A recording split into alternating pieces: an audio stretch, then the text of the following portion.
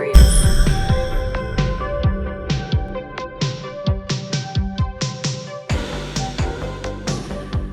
Hi, welcome back to another fabulous episode of Unholy and Curious, New York City edition. I am in my friend McLean's apartment where I'm staying with two downtown New York icons who have created quite a bit of stir with their new print publication called The Drunken Canal.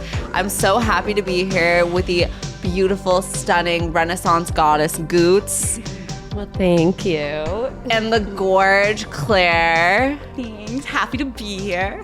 I went to Pleasure. high school with Claire, which is even more iconic. Walnut Hill forever. What a day to be a walnut. What a day to be a walnut. Okay. And look at where we are now. No, big things. Big things. Building our media empires. Exactly. It's going to be on like the alumni section of your On the school. alumni It's going to be like Teddy Quinlivan and Claire. It's gonna big shout out Antonio Viva. I don't know if he still works there. He must. I don't know. I like him. They're always like harassing me for money. And I'm like, babes, you don't understand. I'm broke. They'll call so many times. They will too. Yeah. They're like, do you ever do like the fundraising stuff? Telethon. Did you do the telethon? I did, and I was like actual hell. Like I remember doing it because it was like always that one guy who would like bribe you with pizza. Like there was pizza if you did it, and you were just sitting there like making these calls, being like, "Oh, I got one." Harassing like rich alum. I mean, maybe some of the alum at Walnut Hill are rich, but not Yeah, me. Not me. We will be. One day. Where did you go to school?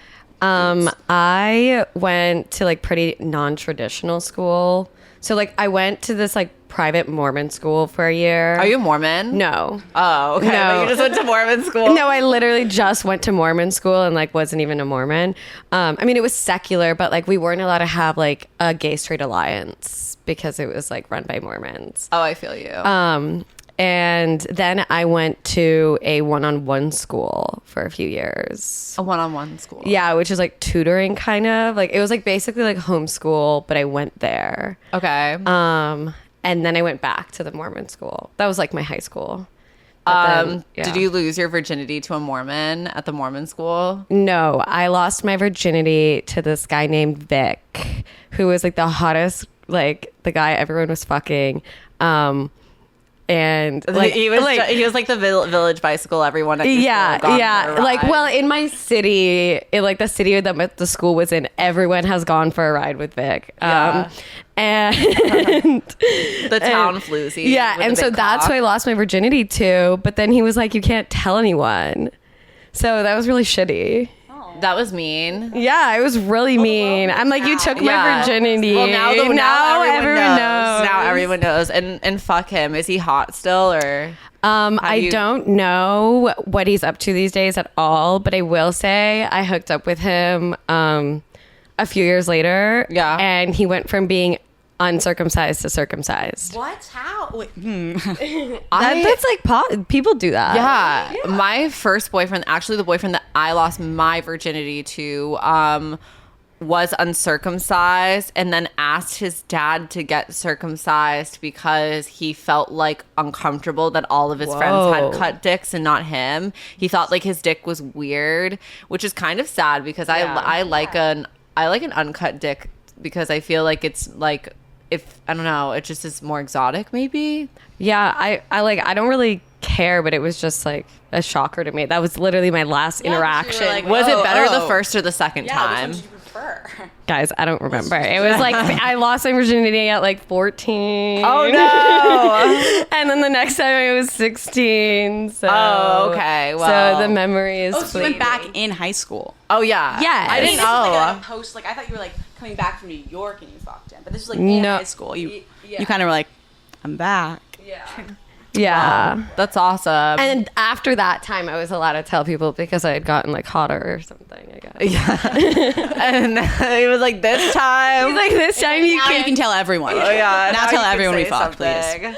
And now I'm just putting him on blast. Yeah. On Unholy and Curious. Yeah, it's okay. That's the kind of the MO of the pod. Yeah. The bright side about this podcast is actually like nobody watches it or listens to it, so you can really say whatever you want because no one's ever gonna hear it. It's just Let it loose. yeah, you can really let loose on Unholy. It's a beautiful thing, really. Yeah. So let's like talk a little bit about the Drunken Canal. So this, for everybody who's watching on YouTube, is a print issue of the Drunken Canal.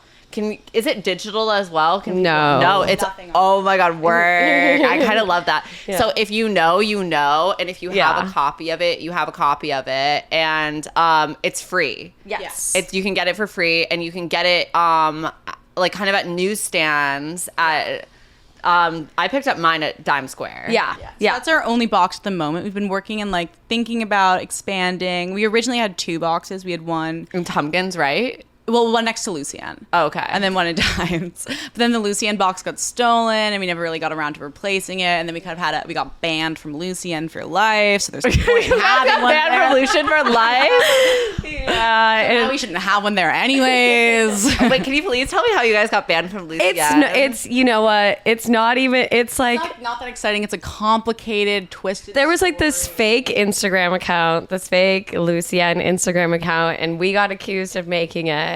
Even though we didn't make it. We know who was doing it, but it wasn't us. Yeah. Oh, I am dying to see what this is. It was beautiful. But honestly. They like accused you of. Yeah, I mean, I was there. I like showed up. These people like invited me to have dinner with them, and then I was just sitting at the table, and then like the owner or whatever comes up, and he's like, writers that aren't allowed here, you.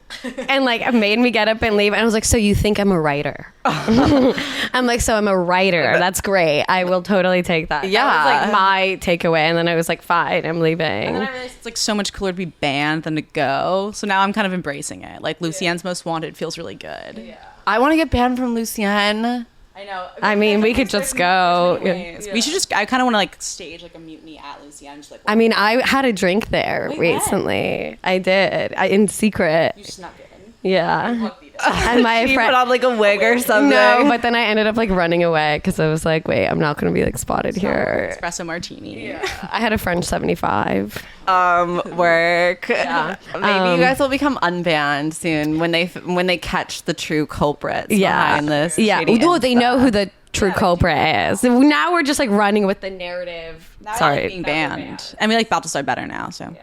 Balthazar, I was initially a hater of Balthazar just because I was like, ugh, it's like right next to Marc Jacobs' studio, and like I have so many triggering memories from Fashion Week of like doing fittings at 5 o'clock in the morning, like at that fucking Marc Jacobs thing, and like then also like every crusty like Soho like prima donna sitting outside that restaurant eating oysters, and then the guy who owns the restaurant came out in support of Ghislaine Maxwell, which is actually now I think is kind of cool. Yeah, and it makes me want to eat at Balthazar. I mean, he is like a grade A troll. You know, he's magic. He's like a magic human being. I'm such a fan. Keep the finale of your food, your presence, your ideology. This is actually probably I'm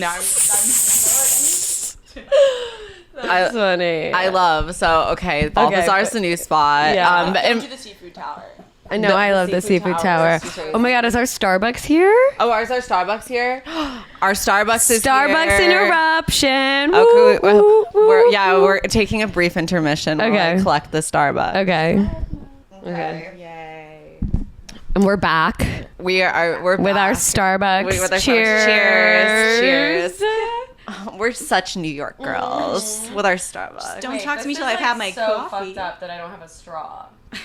I know. I really hate that. The straw thing to me is so fake and gay because it's like you think straws are the only plastic that's contaminating the sea. What the hell is this thing? And I want to drink everything out of a straw. I keep getting like these cups and just putting a straw in it, and everyone kind of is like, And was it, can I mean, I literally bought straws for my house, and I was like, great. Now I'm just like supporting the big straw. Like, the big straw industry. I threw out a box of straws from my house when I was moving, and then I felt kind of bad because I was like, I just threw out a box of straws. There's no reason you should have done that. Now they're just rotting away in the landfill. And I think everybody saw that one video of the sea turtle getting the straw pulled out of its nose, and now like everybody's on like an anti-straw crusade. Yeah. I think like really the only way to get like almost any policy done is in like to involve an animal. Yes. And then everyone like alike will be like, oh God, like fuck, like the animals have to survive, you know? And No then one cared about the oil spill until the ducks. yeah, no one, yeah, exactly. And then we got like all these, and then we got all these like regulations, and like same with like the choking sea turtle. I know. It's a well, Everyone saw Happy Feet, and then we had to change our ways. Happy Feet. Happy Feet is changed- penguins. Yeah, but remember that one penguin has the like plastic around its pink neck, king- and then the it like king dies. penguin. Yes, he suffocates because of the plastic. That scarred me. Wait, that's cool. It's like the emperor penguin, and they all sing in Happy Feet too, which is kind of funny. Like they all are like very operatic penguins. That's really funny. They rapped. It's great. What a movie. What a film. Thank you. Okay, so back to Drunken Canal Oh, yeah, though, we because totally got we distracted. totally got sidetracked because I needed to hear about the Lucienne story. But for people who don't know what Lucienne is, for people who are listening or watching, Lucienne is like a French restaurant, a French bistro, a bistro, some might say, in the Lower East Side, and it's really tiny, and the food is pretty good there, I must say. Yeah, It's like decent. It's like a cute vibe. It feels like kind of exclusive, and it's like where a lot of like downtown cool creative industry people go to like wine and dine and to be seen. It's like very it's see and be seen. to see and be seen. Yeah. There's always some interesting like director there, like Victoria's Secret angel. It's or, a good like go in and look around and like stare at people and be like, what are you doing here? Yeah. or us. Or us. Making yeah. a ruckus. Us. Yeah, exactly. So Yeah, that's that's the scoop on Lucienne. So the Drunken Canal though, like tell me, where did this idea start from? Like where did you guys get this it's such an strange thing, especially in a time where everything is so digital now, to want to take a step back and do something print, which I really admire you for and I think is really cool, and it's obviously being received very well. But kind of like, what was the thought process behind doing that? I mean, we kind of just like had the idea one day. We were sitting in the park and I like went and bought a newspaper, and then we were like, fuck it, what if we just made our own? And that was like the gist of it. Like in reality, the genesis of it was like quite simple. It was just like, just this kind of is about funny. fun. We had nothing Yeah. to do. We were like, this is going to make all our friends laugh. And I think as time has gone on, it's kind of taken on more meaning. Yeah. And then like, the idea of it being print has gotten even like more important to us. Yeah. And it was also really nice because it was done like peak pandemic, and you like weren't really allowed to touch anything. Like touch was like so sacred, and you were supposed to like, you know, just like keep your hands off, sanitize, etc. And then we were like, fuck it, we're gonna make this like thing that's like mildly grimy. We first, like the first issue, we stuck it in like random newspaper boxes around town, like And just kind of, guerrilla like, style. Have people like find them. We're like, there's some over here. Yeah. Some over there. And so people were just like running around town, like touching random things, and like when in you the time when you're like not allowed to. And also Yeah. like we were all just so on our phones like so much throughout the pandemic. So there was literally nothing else to do. And it was kind of at this point where like no one was really doing anything that interesting. So you were Yeah. scrolling through just like so mindlessly. So like the idea of having it offline and having it be like a tangible thing that you hold and you look at was kind of like a brain break in a way. I think that's exactly. genius because they become kind of like collector's items. Totally. Yeah. Which I think is amazing. And I actually love the story of that because I know it's like such a new thing, and you guys have 6 issues out now, right? 7. Okay. Wow. So Working on the 8th. So it's every 2 months you release an issue, right? It's like a very casual, like there was at one point where it was like we're going to do a month turnaround. And that was literally insane. Disastrous. And then it was like 6-ish weeks, which has worked better. But then I think for the summer issue, we kind of are slowing it down even more. So we're doing like, the last one came out May 23rd. Mm-hmm. No, yeah, pretty much two months exactly for the next one. So what was in the first issue? Because I actually wasn't even able to get a copy of it myself. I know. It's so funny. I mean, it's designed so crazily because it's like, I have never done Photoshop in my life before, and also was too cheap to buy Photoshop, so downloaded like the free thing called GIMP. And so like any page that I did was like super pixelated and like weird. And then like Goots' page, Goots was already good at Photoshop, but we've both gotten so much better. And we also now have like more people on our team like helping us. Like we have this amazing guy, Jack, who does some pages for us every issue. Yeah. And we're like bringing more people on. But the first one is very like hodgepodge together. What was in it? There's like a 2-page story that Jackie Flowers wrote, like that we just kind of stuck in there without editing. And it's just like, it's like it's a Times New Roman, like 3-column text. Like it's probably just like 5,000 words. We like stuck a painting of Katy Perry in there randomly. Adele. What else? There was this crazy fanfic. Wait, that's the best story. The best. Oh, okay, tell. It's so romantic. Do you mind if I smoke a cigarette? No, go. Drink my coffee. No, I'd offer you one, but I only have one left. That's okay. Do you want one? No, thank you. Okay. Sorry.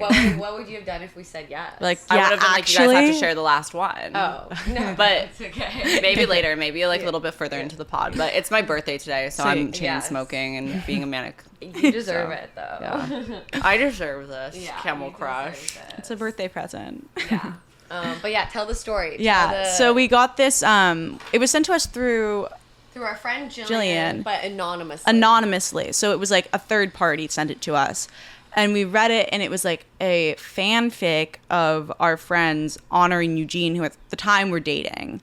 And it was like 30 years in the future, and it was about this boy who had one time kissed Honor, and then he found out that Honor and Eugene got divorced because in the 30 years they were married. For those who don't know, like Honor and Eugene are just like friends, like friends of yours. Honor Levy and Eugene Kolorenko. Eugene's a filmmaker and Honor's a writer who's written some stuff for us, and stuff for the New Yorker. But I was like, that's also kind of. I was like, maybe plug that too. But so then he like goes and finds Honor so he can like tell her he loves her, I think, or like kiss her. But then what happened was, as Honor like read it and was like, oh my God, like who wrote this? And then Honor and Eugene broke up, and Matthew I guess he at one point came forward and he came clean. And now they're dating. And they've been dating for a while now. Yeah. Like a love letter? It was a love letter. It was like a fanfic. Fanfic.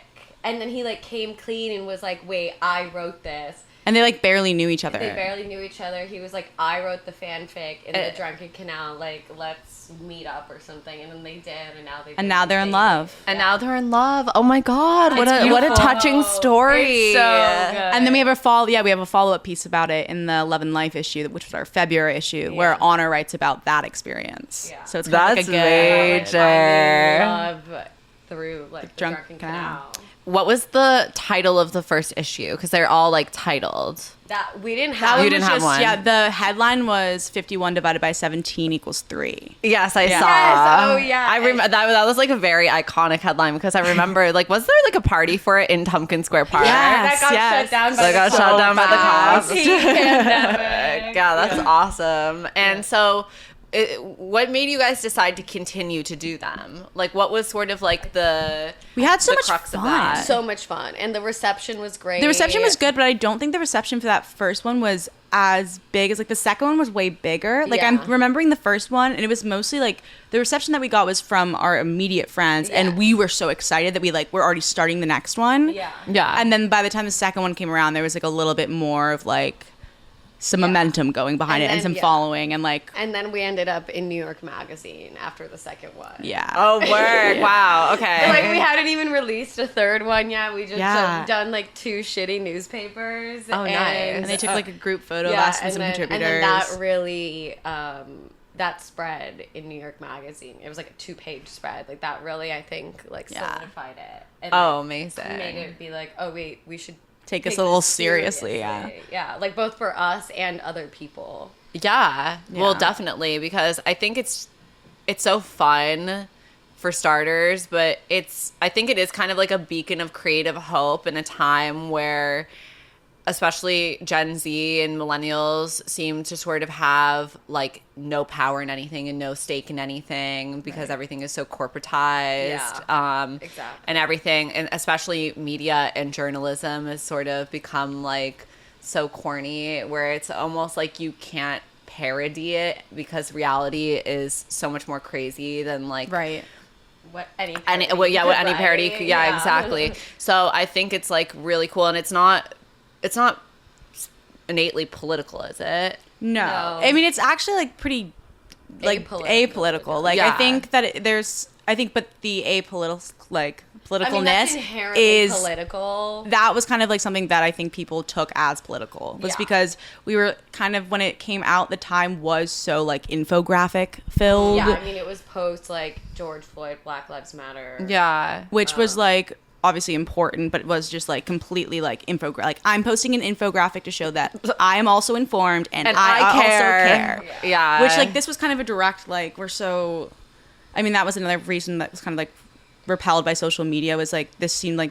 everything was just so clouded, like you weren't getting any information from the infographics because you'd seen them like 600 million times. And then it just became a way of virtue signaling to people that you were paying attention and that you were socially aware and that you were on the right side of history, which it's like with something like Black Lives Matter, as important as that movement was, it's like, to most normal, rational human beings, I think they hear something like Black Lives Matter and they're like, duh, obviously Black Lives Matter. Yeah. And I think a lot of the infographics like really desensitized and turns people off. Yeah. Like I remember seeing this one like post like go all around, and it was this like kind of glittery cursive writing, and it said like with like a flowerish background, and this was like not irony, and it said I can't breathe.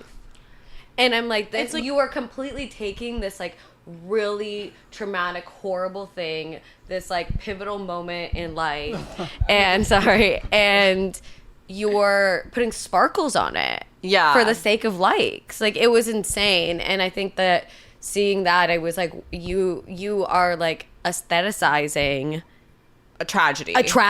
Yes. And that's a lot of what that was. And it like obviously then evolved into something else, and like it was virtue signaling, and then it was like shaming and stuff like that. But I feel like the start of it, half of it was genuine. And for the most part was so pure, and also came from a place of like people were so kind of like weighed down by just COVID in general. Yes. And didn't really have an outlet and hadn't been around human beings at all, and sort of like George Floyd's death became this very like unifying force for I think like young people particularly who obviously wanted to stand up against racism, and also felt like fuck the police, because I mean under Trump it seems like every institution that once was considered to be near and dear and trustworthy, whether it was the government or during COVID the World Health Organization or any of these like trusted institutions, then and CNN, MSNBC, like these places that sort of deteriorated. It all deteriorated, and it's very kind of like it's very sort of Soviet times in a way. That's it. Yeah, like my mother said that, and she's an immigrant, and she was like, this all reminds me of like when I was your age, like in the Soviet Union. Yeah, it's just like there's no trust in any institutions anymore, and it's like in every single institution. It's like and it's so crazy. So I think it's amazing that you guys were able to create something that's sort of lighthearted and brought a lot of joy to people, and was you know, also like well-intentioned and creative and cool and like lighthearted and just nice at a time where things were just so dark. And I think it's really inspiring, and I think what you guys have done is has really inspired a lot of people in New York City, particularly because it's kind of like this the Drunken Canal is a very New York thing. Do you ever see it becoming a digital, doing print alongside digital? We've been trying to keep it. I mean, I think that's kind of become one of the pillars of it, and so we feel pretty stuck on keeping it print. We have started like a subscription service, so like people who aren't in New York can have access to it, because we know that is kind of like a sucky. That's the only downside. Yeah. But I think that there's something so important about keeping it physical and like forcing people to go get it, because like at this time I just feel like, I don't know, I'm someone who I am online. I'm very online, I'd say, but I'm not good at it, and it stresses me out. And I'm like, oh, my friend like wrote something, I have to click it and like do this whole thing, and I'm like not good about reading and following links and doing that whole thing. And I think that because there's just so much content out there, things get lost. Whereas keeping this physical and like making it like not as accessible, like making it hard to get, makes it way more exciting and more fun. Yeah, I totally agree. Yeah, I think it's like fun, and you know, we're trying to make it accessible by making it free and also letting people get it. But that was also like not necessarily.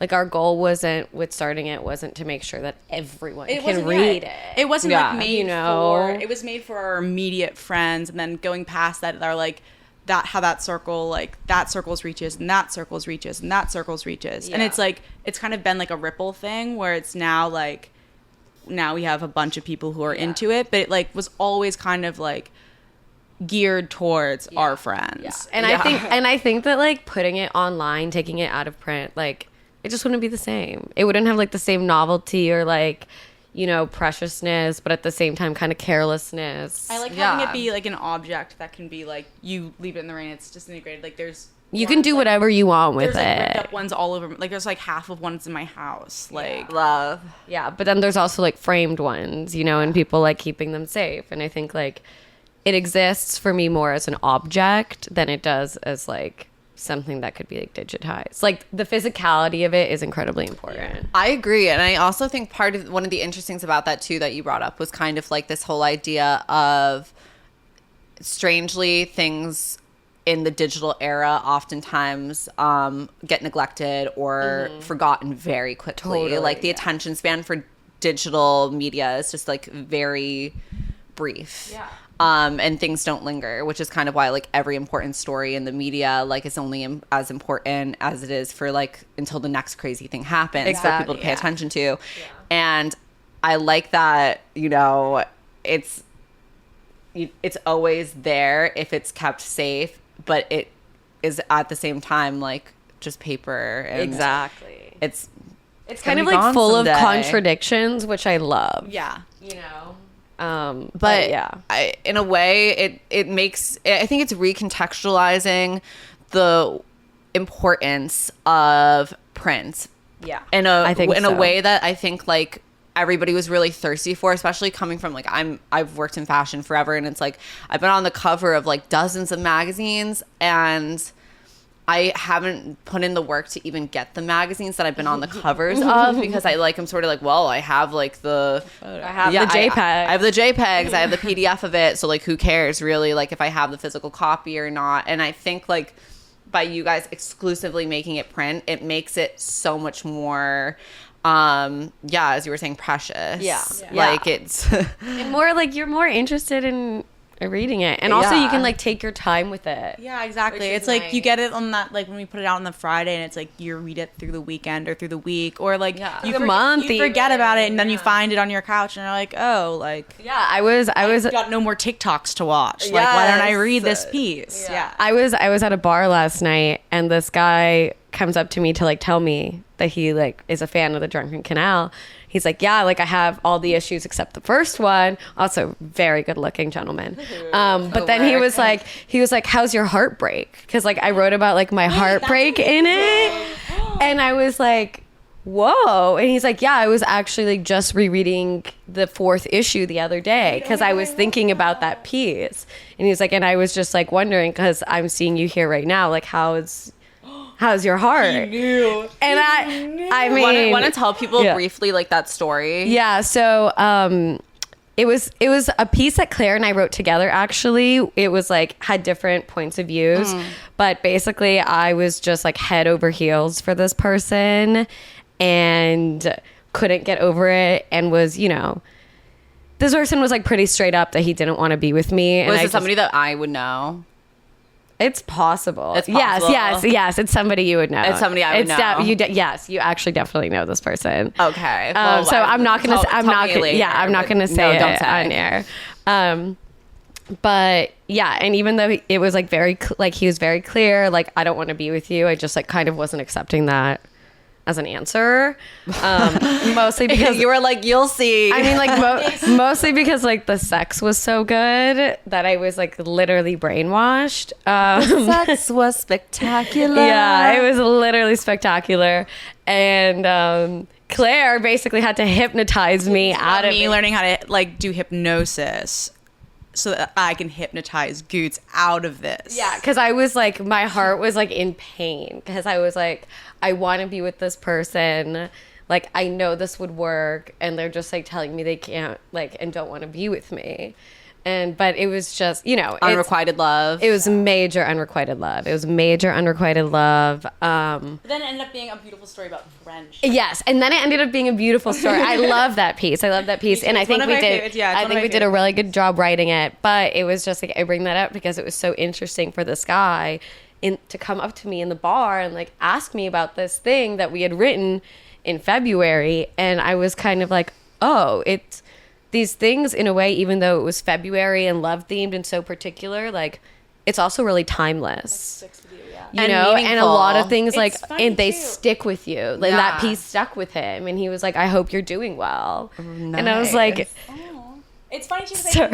we always think about, one of the things we used to talk about with the canal is like how the pieces were kind of like ephemeral, and you had this, because it's not online, you had this freedom to say like whatever you want, because Yeah. like the only people who are going to read are the people who go get it. And so it's really interesting that this guy is like holding on to it, and it's like not ephemeral. It's like It's not stuck with him, ephemeral and to him, he yeah. is like there, Yeah. which is kind of like a beautiful thing, because you still feel like you have this freedom, but it allows people to like intimately like get to know you in a crazy way.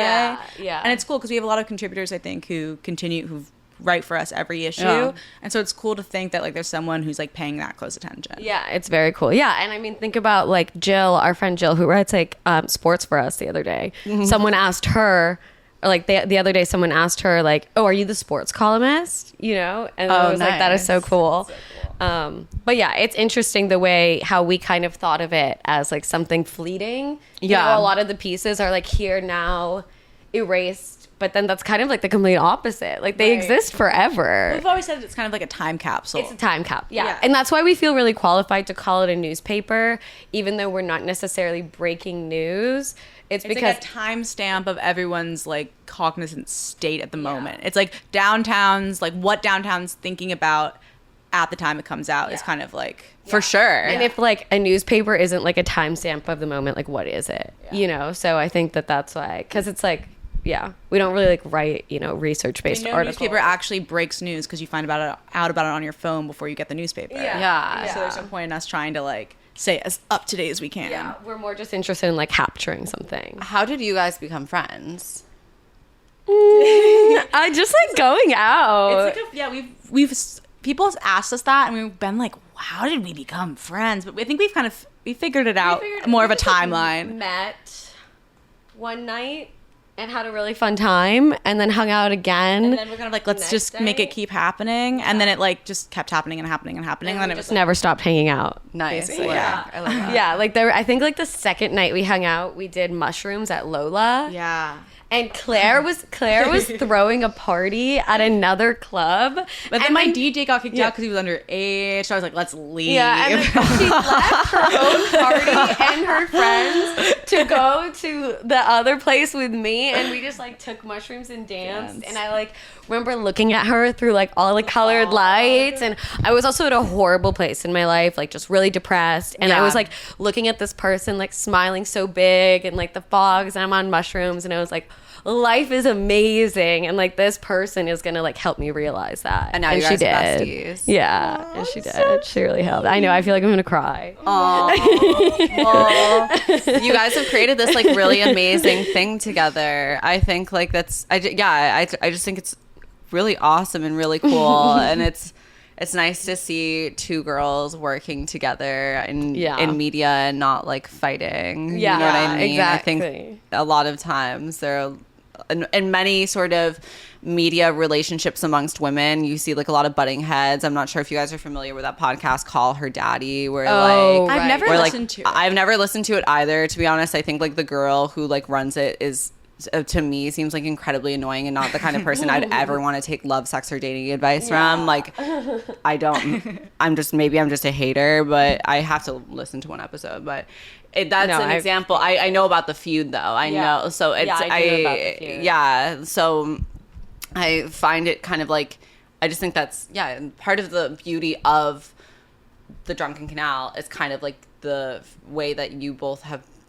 made it part of your lives and got involved in it, and it's sort of like a remarkable story and a remarkable feat for this era, you know. Totally. Because the idea that anybody would have any interest in making a printed newspaper that's like limited edition, limited runs, is, and not wanting to garner and like an enormous amount of attention for it is like kind of an amazing thing in itself, because I find like people are so narcissistic, myself included, you know.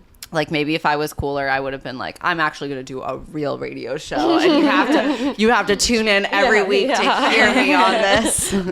but I'm not, because I'm like a, you know, attention whore, and It's a beautiful thing to be. Whatever. I'm just like I stand in my truth, and I know what I am. Also like incredibly inherently human. Yeah. And like in many ways, me and Goots are also both completely attention whores. Yeah. Like, but you're doing something that's like so unique that it's garnering the right attention, but without like screaming for it. You know what I mean? You guys aren't like creepy YouTubers. Every time we get like another kind of like boost or like like thing that like people looking at us, I'm always kind of like, why? Like, what do you got? Like, I'm like, whoa. What? Yeah, you know, and yeah, it's been crazy. It's been like incredibly organic, and I think people like realize the things you said, and that's why they've like gravitated towards it.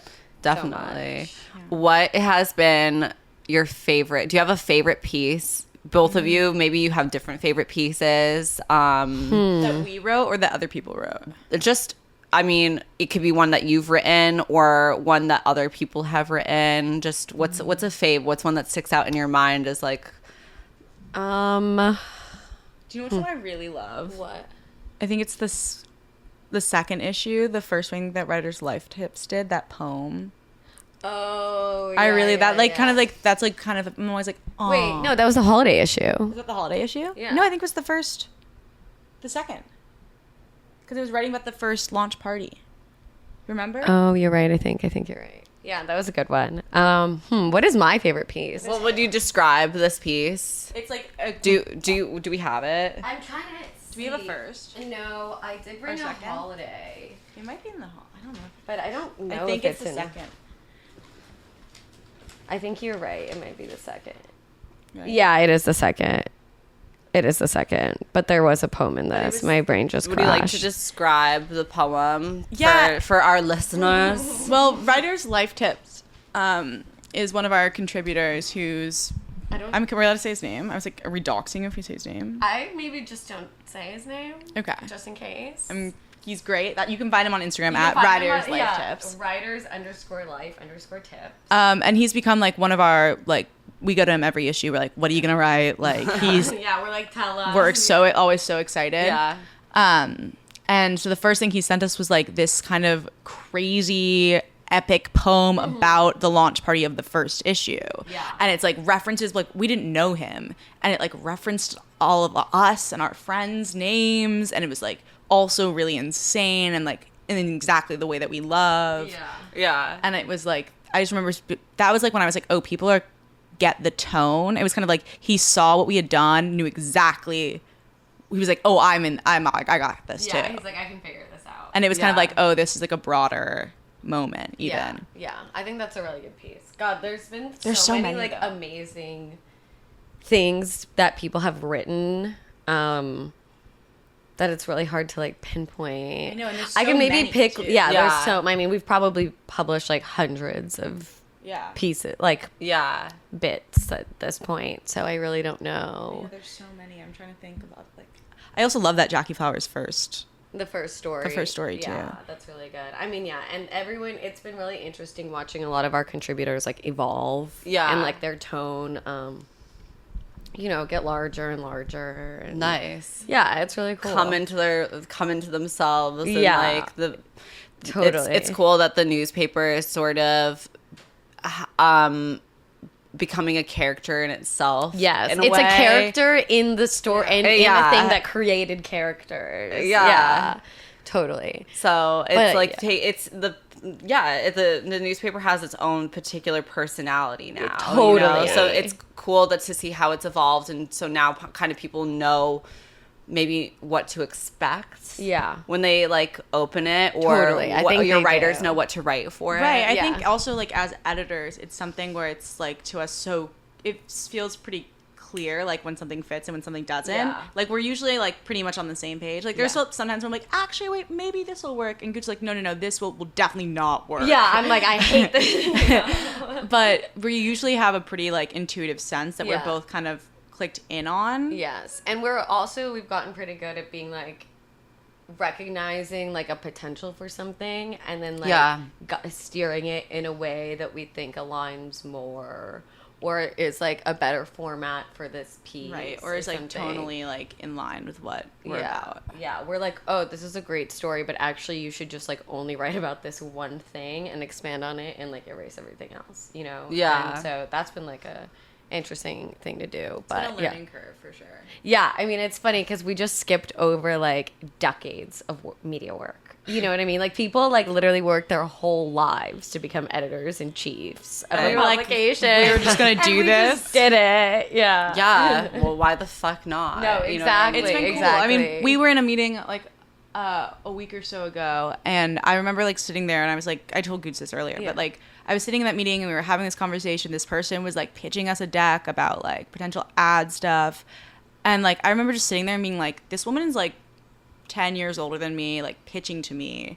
And like I know that me and Goots are both on the same page about like why we don't like it, Yeah. Yeah. and like why it doesn't fit. And it was kind of like, oh whoa, like it was kind of what I first like, oh, we know what we're doing. Yeah. Yeah. Whereas for a long time we- we've kind of been like, we're just two girls. Yeah, Like, it's true. Like we are just two girls, but we also have a vision, and you know, it Yeah. wouldn't be like possible without like the people in our lives that are like willing to like help us Completely. and contribute. Yeah. But like, And it has an identity. yeah, but we Yeah. are two girls. We're just two girls with like, yeah, a vision, A vision. a path. Yeah, two girls who love a fun. lens, a lens, definitely. Can you guys say how old you both are? I think that Yeah. is kind I'm of 24. And I'm 23.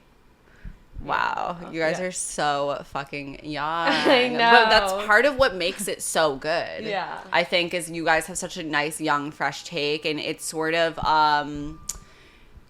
it's not jaded. Yeah, and Yeah. it You hasn't know? been like diluted by like years of working in media. Exactly. And we're also like, we're like the most excitable people in the world. Like Yeah. Goots and I will get excited about literally Anything. anything. And I think that really comes through in the paper in a way that like, I mean, our Is- first headline was 51 divided by 17 Because equals that's 3. insane. And everyone was like, why is this the like, what are you talking about? Why is this the cover? Why is the only Why thing- was that the cover? because we were like, that's so crazy. We found that out and we were like, wait, no We're way. like, that whoa, is why breaking this, news. like, magical, like, you know, Two really awkward numbers that go into like another prime, like it's to me, it was just too odd, but and it's so hard to explain why we thought that was like so exciting and like worthy, but I think that it just like speaks to like how excitable we are. We were like, yeah, this is nuts. Right. And it's like so that's cool. It's like that kind of excitability and like that like us being so young where we and like us being self-aware enough to know that we should not take ourselves so seriously. It's like this newspaper wouldn't have worked if like Goots and I had set out to make a newspaper. Yeah. Like if we had like really set out to be like to be what the Drunken Canal has become even. Yeah. Like it wouldn't have worked. It wouldn't have worked. Yeah. But also, I think that's what makes it so genius because, like, who the fuck wants to, like, I don't, who wants to look at news, who, like, I can't even, this is why we're in headline culture right now, is because nobody even has the energy to read in the entirety of an article. So it's like the headline and then text underneath. Yeah. And, like, Yeah. you know, but I love like recently a lot of times like if I see an article and I'm like, gosh, this is long, I just like find the tweet, you know, and like the news source will like break down the article for you in like a thread of 4 and you can just like get like the quick takes, and I'm like, great, I literally just did the too long didn't read via Twitter. Like if that doesn't speak to like how little attention span I have to like read something lengthy on the internet, I don't know what does. yeah, You know, for sure. to like dissect a headline and like a whole piece into just like a couple of stanzas. Which is also like kind of a fun thing about like I feel like every single one of our headlines for like the front cover is always something just like really slightly confusing. Yeah. I mean, like, there's obviously, like, the 51 divided by 17. We've got, like, the last one was We Survived the Night, and it's the Purge issue. Yeah. The Purge issue. For everyone, this is the Purge issue. Yeah, like this one, our holiday one was just breaking news. It's getting colder. like, totally just, like, fucking poking fun at, like, The best is real news. my favorite still is the Thanksgiving one because it's breaking news. We're not thankful. They're like, yeah, we're brats. We are not We're not thankful. When in reality, like, the whole issue was about how we're so thankful. So there's, But we were like, we're going to clickbait. We're going to clickbait this issue, and we're going to say we're not thankful, when in reality, like, Yeah. we're so grateful. We really are. It's really, it's really We give cool. thanks. Yeah. That's awesome. I want to like, okay, so the Purge issue, like what was the conceptualization for this? And also the interesting thing about this particular issue is that it's a collaboration with Balenciaga. Yeah, which is crazy. Which is crazy. Yeah, like it's how did that even happen? I mean, they Like, reached out to us. They Or literally the- just like sent us an email, and that we were like, we got it. We had just been at like some other crazy meeting. It was like pouring rain. We were in Dimes, like deli, like buying like some Yeah. kind of snack, and we get the email like because we are both logged into the email, and it's like from Balenciaga, Yeah. and we were both like, no, Is it like at Balenciaga or It was- I something? think it was- Balenciaga at I don't Balenciaga.net. remember- I think it was what the subject line was, but it said Balenciaga. I think it was like Laura Taylor who does their PR, and it was like potential collaboration with Balenciaga. And we just started screaming. We like I literally was had to like. like we did not keep our cool. We didn't even did open the not. email. We were like, We- no. And then we like went and like huddled under this like awning, and we're just like, oh my god, okay, we're gonna open it. Because this was like the first time we were, you know, we've had like advertisers and stuff, but this is like a big brand. Yeah, that was like, the craziest. entrusting us in kind of like validating the work we have done. And also, it Yeah. was cool because it was like Balenciaga, which was felt like perfect. which felt cool, felt in Yeah. line. It was cool that they like saw it, like recognized it, and Yeah. were like thought that we were cool enough to collaborate with. Yeah. like Yeah, and they were great. They let us kind of like do a lot of whatever we wanted. they really gave us complete They control. gave us complete control. I pulled like so many looks, and my whole apartment was taken over. Like I pulled like 13 or 14 looks and like so many accessories, and like literally couldn't sleep at my house. Hundreds of sock boots and oversized jackets. No, like, It was there psychotic. Probably like $500,000 worth of stuff. I was like, remember to lock your apartment. Yeah, I was Lock like, your lock it every apartment. time. Lock it every time. No, but it was cool, and we would just like tell them what we're, you know, doing, and they were like, yeah, we are Go just for like it. excited to, you know. That's do this with awesome. you. That is so cool. Yeah. And what was kind of like the crux of the like what was the main theme of the Purge issue? So it was like both the purge as in like spring cleaning, kind of like preparing for like the hedonistic like the summer coming. Okay. But cleanse and but then also like the purge, Like the movie. Like the summer is gonna be the purge. Like, we're coming like with knives in hand, guns blazing, like tiki torches. We're fucking like Yeah. The purge is here. The purge is here. Yeah, but it was really like a way of saying like spring cleaning. Yeah. With all the drama of the purge. The drama of the purge. Yeah. And do you have like a piece that stands out to you in this particular issue that you find to be like a very poignant piece that sort of encapsulates the meaning of the issue? That's a good That question. is a really good question. Is there like can I- yeah, Like, take a look. And like which we can look at our little we our can look little at our guy. little list. Gosh, There was a lot of really cool good ones. creative fiction in this Never Clean Your Room. by Liana Sattenstein. That was a good cool. One. Also, someone wrote this piece called like Blood Cleanse at the Dairy Queen. Yeah, I think this was one of my favorite issues for like creative fiction that we got, because we ended up getting like a lot of these like there's kind of become this style of writing that we're like aligned with. I wouldn't say like we're obviously not like responsible for it, but a lot of the writers who write for us, this like, kind of like auto fiction, and we got like a lot of like really amazing pieces that all kind of seemed to fit perfectly. And it was like, I think the first time we'd gotten that much like fiction, because a lot of times people pitch us stuff that like maybe it has to do with fashion, is maybe like a guide or like a weird like short story, but these were like these really kind of crazy like violent pieces that were amazing. Yeah, totally. I really like. Can you read a quote from one? Yeah. Can you give me a little quotation? I love Blood Cleanse. Yeah. At the Dairy Queen. Can you just hold the mic up to Miss Goots? Yes. Wait, I'm seeing. Should I read? Is this the one I should read? That's the one with the microchip. Yeah. Oh no, Mike. I like the microchip. Oh, too. microchip. That's a good one. Oh, sorry. I guess Wilcox. Sorry.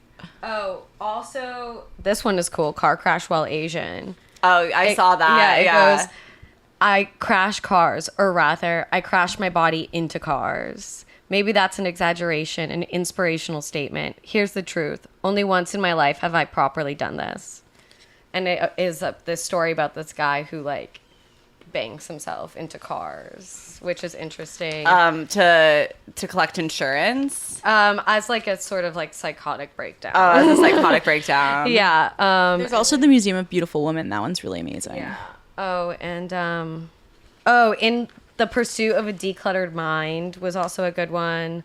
Somebody was, writing about how to like have a clean mind. Yeah. And, like kind of being in this like crazy like meditation class, but like kind of freaking out. Yeah. I'm just like flipping through that. Oh my gosh. Like, what else is in here? We had an ode to Ariel Pink. That was pretty good. Yeah. I keep hearing about this Ariel Pink guy. I don't know who Ariel Pink is. So he's a musician, but he was just like at a Trump. He was like, he stormed the Capitol, but like didn't really. He was like just in DC and then got canceled. And, No, I think he did storm the Capitol. I think he did, but like not really. Maybe like. Is his music any good? Stormed the Capitol. His music is good, It's yeah. fantastic. It's very good. It's very good. Also, our friend Zan's, Zan's of piece course. about Manhattan losing all of its light. Like Manhattan becomes like a totally dark place, and like all the light goes away. I thought that one was really good. Yeah, I don't know. People like interpreted the purge so interestingly. But in every instance, it's always about like the getting rid of something. Yeah, you know. I kind of realized. I think that it like when we were first talking about it, I was kind of set on like the idea of like the purge, more like the movie. And as time went on, I was kind of like, no, it's way more interesting when it's about like shedding this like the last year almost. Yeah. What direction do you give the writers when you're saying, like, do you just say this issue is going to be the purge issue? I think that's interpret it as you will. Yeah, sometimes. And then we'll steer them if it's like not quite like sometimes people just send us something that has absolutely nothing to do with the theme. Yeah. And sometimes we throw it in, it still kind of works. And sometimes we're like, okay, but what if we kind of push it this way or that way? Yeah. And it's really easy to like we're pretty good at contextualizing pieces with other pieces. So if something like feels kind of random, you know, we always like work to put it on the same page as something that it can like be in dialogue with. Yeah. And then other times, you know, someone will be like, hey, I'm thinking about writing this or this. And we're like, go this direction, do that one. Like, you know, that's more interesting. Yeah. That's more in line. Other times we're like, this is a great idea. We're going to hold on to it for 3 months because it doesn't fit in the issue, but it will fit in like Something. what we Something. have planned. Yeah. You know? Work. I love. Yeah. Yeah. Very It's really nice. like, we're kind of just like, we're more of like curators, I think, than real like stickler editors. Yeah, I'm terrible at any kind of I have like complete dyslexia. I'm terrible at grammar, Yeah. so I'm like that's not really. I'm not editing in that sense of the word. There's so many errors, like writing errors in every piece that I write, and like the first issue, there's like a bunch from all due to me. And we were kind of like it's part of the charm, but now we're kind of like no longer. Yeah, I'm trying to get rid of the errors. I don't like the errors, but I'm a perfectionist. That's well. It's But I'm a Capricorn. So. I feel you. Yeah. What's your sign, Claire? I'm a Scorpio. You're a Scorpio. Nice. I don't know that much about. I know the Scorpios are like good in bed. Yeah, and, that's like the only thing people are always like they're good in bed and intense. Intense. Nice. Yeah, and Capricorns are like stubborn and Workaholics. I'm not Workaholics. stubborn. I think You're a little stubborn. I have a vision. you have a vision. But me and Goots are both very stubborn in Yeah. a way that like makes us make incredible I- compromises. yeah, like yeah. because we both are like, but this, this, Yeah. that makes like So, there's never been a problem we haven't been able to solve. definitely. major. But yeah, I'm definitely like a workaholic. I think that's the main point of it. And I'm really into like logistics. Yeah. I'm terrible at logistics. Goots is like definitely like the producer. Yeah. Where do you guys see this going? Like what I know that's such an annoying question when people are like, where do you see this in 10 years? But what is in your like if you could dream of an outcome for the Drunken Canal, like what do you envision it being? Do you envision it being in every single on every newsstand, on every corner in every town, or do you want to just keep it localized? Like, kind of like what do you have any master plans for the future of where this could possibly go? It's hard. I mean, I Yeah, think it's that hard. we've tried to like visualize it, and we've thought about it, and we've talked about it, and it's kind of one of those things where because it like took off so quickly and it was Yeah. like so rapid, and it feels like every issue something new happens with it and it evolves in a new way, that it's hard to like pinpoint where it's gonna be. Yeah, I think we're gonna continue it until we stop having fun, and it's also definitely not a permanent fixture. Like it won't be around in 10 years. It Yeah, will be no. like the rumors of it will exist, you know, but You'll like be buying it on Grailed for like $1 kajillion. yeah. The love. But we don't have any intention of making it like a lasting thing. Like we're not done yet. And Okay. we still have like a lot of things we want to do and With say. it, yeah. But also we're very cognizant of the fact that like this is a timestamp of a really particular moment. And sorry, it's a just wanna time. make sure that, like, everyone can hear you. Yeah, it's a timestamp of a really particular moment, and we're not gonna do it forever. Yeah. because we don't want to exhaust it. Yeah, it's one of those things where it's like a cool nightclub. exactly. It's so of the Yeah. moment. It's so cool, and the thing. This is something that keeps me up at night. Is like, Yeah. when is it going to be not cool anymore? It's kind of like, oh my god, like how, like what if we do one thing and then I'm like, oh, it's like completely like lame now, and like that's like my biggest fear, and I would rather just like burn it than have it get lame, because it Yeah. feels so special and feels so right now. Yeah. And it's one of those things where, because of the way we started it, which had no really like, we were like, oh, maybe one day we'll make some money off of it, but there was no like no advertisers were gonna put an ad in Two Girls random newspaper that they were Yeah. printing 100 copies of. Yeah. Well, they put them on random girls' Instagrams. Why wouldn't they put them in That's your true. newspaper? That's true. But That's there true. was like this one article we did, like we got quoted for like The Guardian or something. That was like the second piece of press we ever did. Yeah. And they we're like this anti-capitalist newspaper, and we're like, wait, sir, we are not anti-capitalist. We want to make money. We just don't have any advertisers because we've done 2 issues, and like no one's gonna pay us. Yeah. Like, you know, Right, but you see, that's the thing, is like it gets tricky like once the money does get involved and like wanting. Yeah. But I mean, we're not really making money. we're making some money. We're making some money, but it's definitely not. I think we're about, like, hopefully we'll start making money. But even then, there's like a lot of things like, well, what do you do with the money? Like, Especially how do 'cause you it's- give the money to everyone else? Like, Right, and it's something that was started without that kind of Yeah. intent, like that like push behind it. It's keeping it. You still want to keep the spirit of Yeah, it. And you without- don't want the finances to kind of corrupt the purity of the exactly. project. And I mean, in a way, I think that's why it's been like so easy to do, is because there's been no income. Yeah. So we can do whatever the fuck we want. Now that we're kind of starting to make money, there's like a lot of things to consider. Yeah, for You sure. know, and it's like, well, if we do this, how does that affect this? And like, you know, we can spend money on that. Because we're but- kind of at a place right now where I think it's like it's definitely our content over their content. Where it's like if we will like be like no to it, we'll say no to advertisers. yeah, we can Yeah. say no to advertisers. And it's also which is like great. no advertiser's going to reach out to us if they're not down for what we're about. Yeah. And so Yeah. it's never been like any kind of compromise, but it's definitely something that's like I'm like haunts me. Yeah, and Yeah. I think it, like, you know, in relation to money, I get a lot of anxiety thinking, like, right now we haven't made enough money for me to like even consider paying contributors. Yeah. But what happens when we do start making enough money for that? There's just like a lot of like business nuances. That I'm, like, you're not- telling me with this Yeah. whole podcasting shtick, like that's become an interest. Like I'm Yeah. actually dealing with some similar stuff right now. Yeah. Like in terms of like, when is the right time to bring in an advertiser? Like Yeah. this kind of started off as like a fun, like, I mean, I think the genesis of like me starting my podcast and you guys starting your newspaper, even though you guys are like, you know, miles ahead of where I am right now in terms of like, what you've accomplished with it.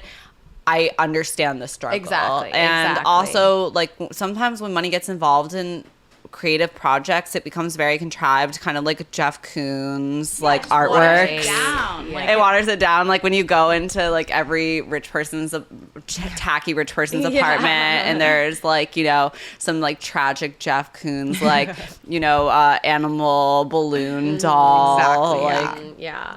That's like what we're I avoiding. remember watching like the Bill Cunningham documentary like a really long time Yeah. ago. And he was like, I don't cash the checks. I don't get paid, because he was like, or at least for a long time in his life, he was doing that. He was working for these magazines, not getting paid. And he was like, because as soon as you start accepting their money, you have to start doing what they tell you. yeah. You know? Exactly. And he was like, Period. and if I don't accept their money, I get to do whatever I want. Yep. So You're so right about that. And yeah, not to draw parallels between like my dumb podcast and what you're doing. No, but no, it for draws sure. Because parallels, I mean, I also, but I was like, when I started podcasting, like people were just starting to tell me about Red Scare, and they were like, they don't have any advertisers, and like these 2 girls like in New York City, they've been doing it for like 3 years or something, they don't have a single advertiser, all they do is they have a Patreon. And I was sort of like, what? Right. Like you can make money like off of just like people subscribing, and Yeah. like, which is, would you guys ever consider doing something like that where it's just completely subscription funded? Or I mean, that's how we can kind of sustain it now. Yeah. Is we do have a subscription service. I'll buy a subscription. Yeah, and it's $10 a month. You get the issue shipped to you. Yeah. It's Work. like We really hardly profit on that, but it lets us like kind of equalize our spending. Yeah. you know, Yeah. it like balances it out. It's basically like what pays it like for the prints paper. the paper all Yeah. the time. It Yeah. like yeah. But I don't think we would ever move to an entirely subscription model. I think that it being free is really important to I like me. the rush. I need the rush to the box. Yeah, the rush to the box, like on the day of the drop when people like find out it's coming out, is like so exciting. It is so exciting. I love that it's free too, but you know, like it's also, I think because what you guys are doing is so unique, people like want to support you. Yeah. It's getting a little, we're back. And we have candles. And we have candles because it's getting dark in here. So Yeah, should we move these closer to us? Yeah, do you guys want to get the nice candle lighting? Yeah. Change this so it's like, well, let's change the lighting up, shall we? Yeah. We can move this. My frappuccino is like all melted. The nice, But that's warm lighting.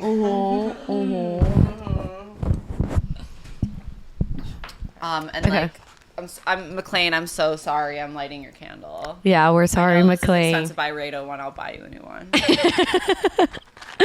We're sorry, McLean. Sorry.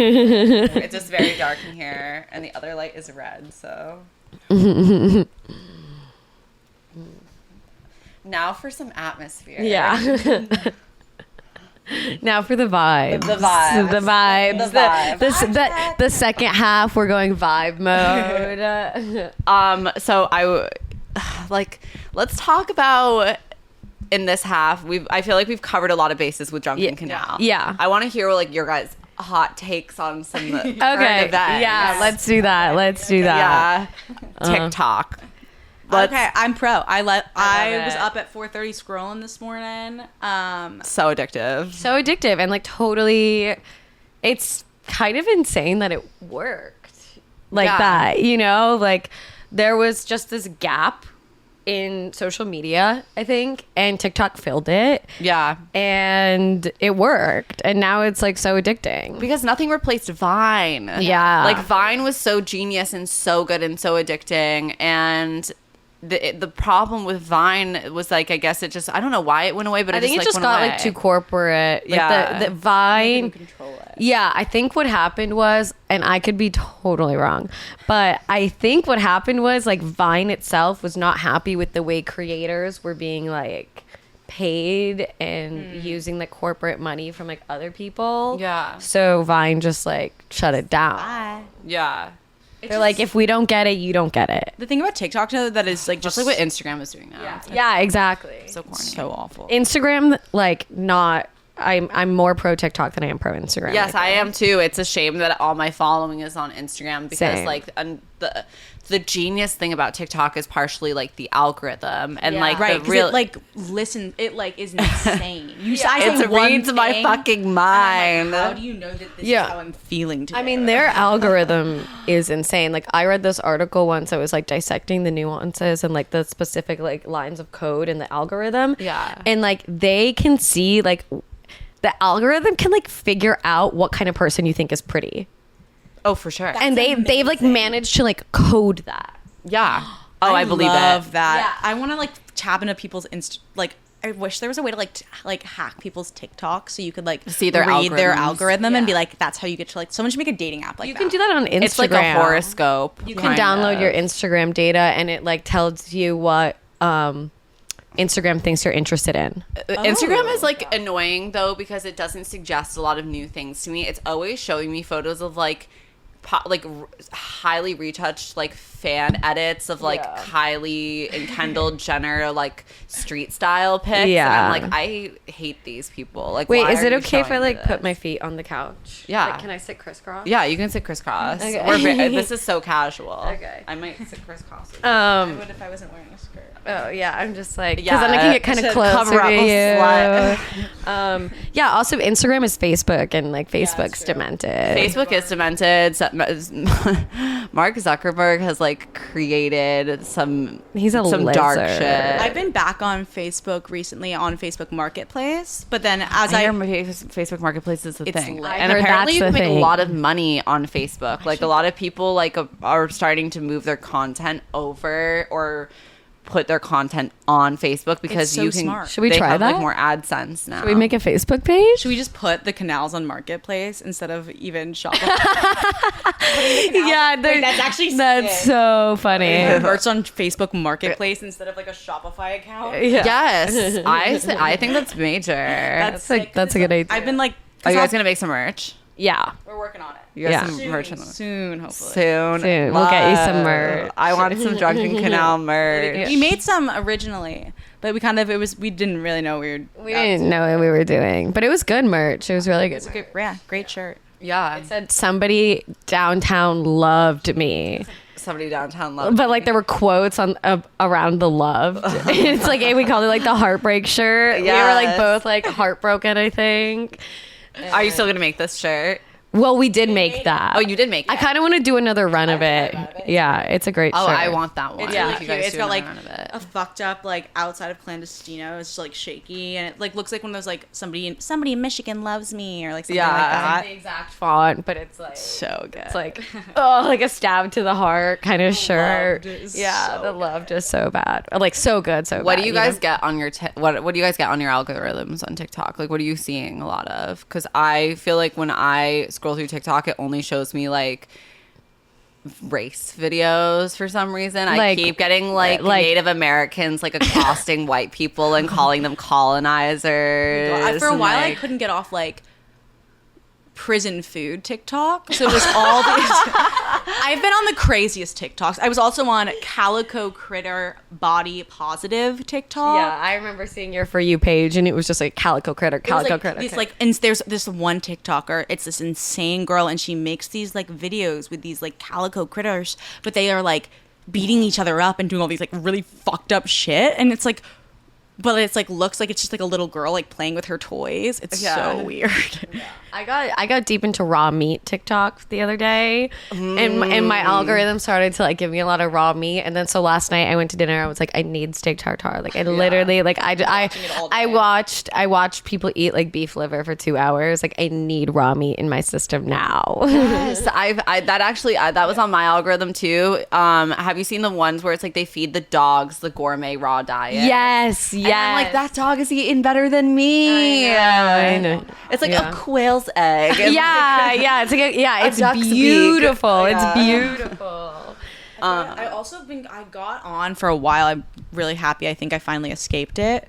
Was like horoscope TikTok, like tarot card reading TikTok. Oh, no. And so it was give you like it'd be like, this is the message for you. Don't keep scrolling, and it'd be like always something that felt really like timely and pertinent to me. And I was like, wow, how do they know that? Then also like if you watch that whole video, then you're gonna get more like that. So I was like, the universe is sending me so many messages. But it was just the TikTok algorithm. And then I was like, Claire, you're being psychotic. You know that girl Bella Porch on TikTok? She was on the H3H3 podcast recently, and like it was her first on-camera interview, and they were asking her like how she became TikTok famous, and she said that the first video that came up on her TikTok was a manifestation TikTok, and so she just started like getting inundated and spammed with like these manifestation TikToks, and then she started to like make a vision board and like did what the manifestation TikToks told her to do, and then she became like the most famous girl like on TikTok. So crazy. I'm gonna get back into manifestation. I am too. I'm like, if it worked for her, well, shit. Like, I totally believe in manifesting things. I do too. And I think for a long time I didn't, and then I just like realized the power of the mind and the self, Yeah. and like you can make anything. No, happen. totally. What have you manifested, Goots? Oh, that's a good question. What have I manifested? I can't think of like a particular instinct. I think I manifest a lot just because I'm like a psychotically lucky person. Like Yeah, a lot of like there's like I like should not be alive. Like it's like literally like so many things happen to me where it's You have like, broken ribs, by the way. Yeah. But I'm doing okay. But she's on the pod. But hey, listen. And she's here. But it's like all these like crazy things. Like I'll like there was one like I'm trying to think of like a recent one. Like I left my keys inside my house, locked myself out. There was only one pair of keys. Yeah.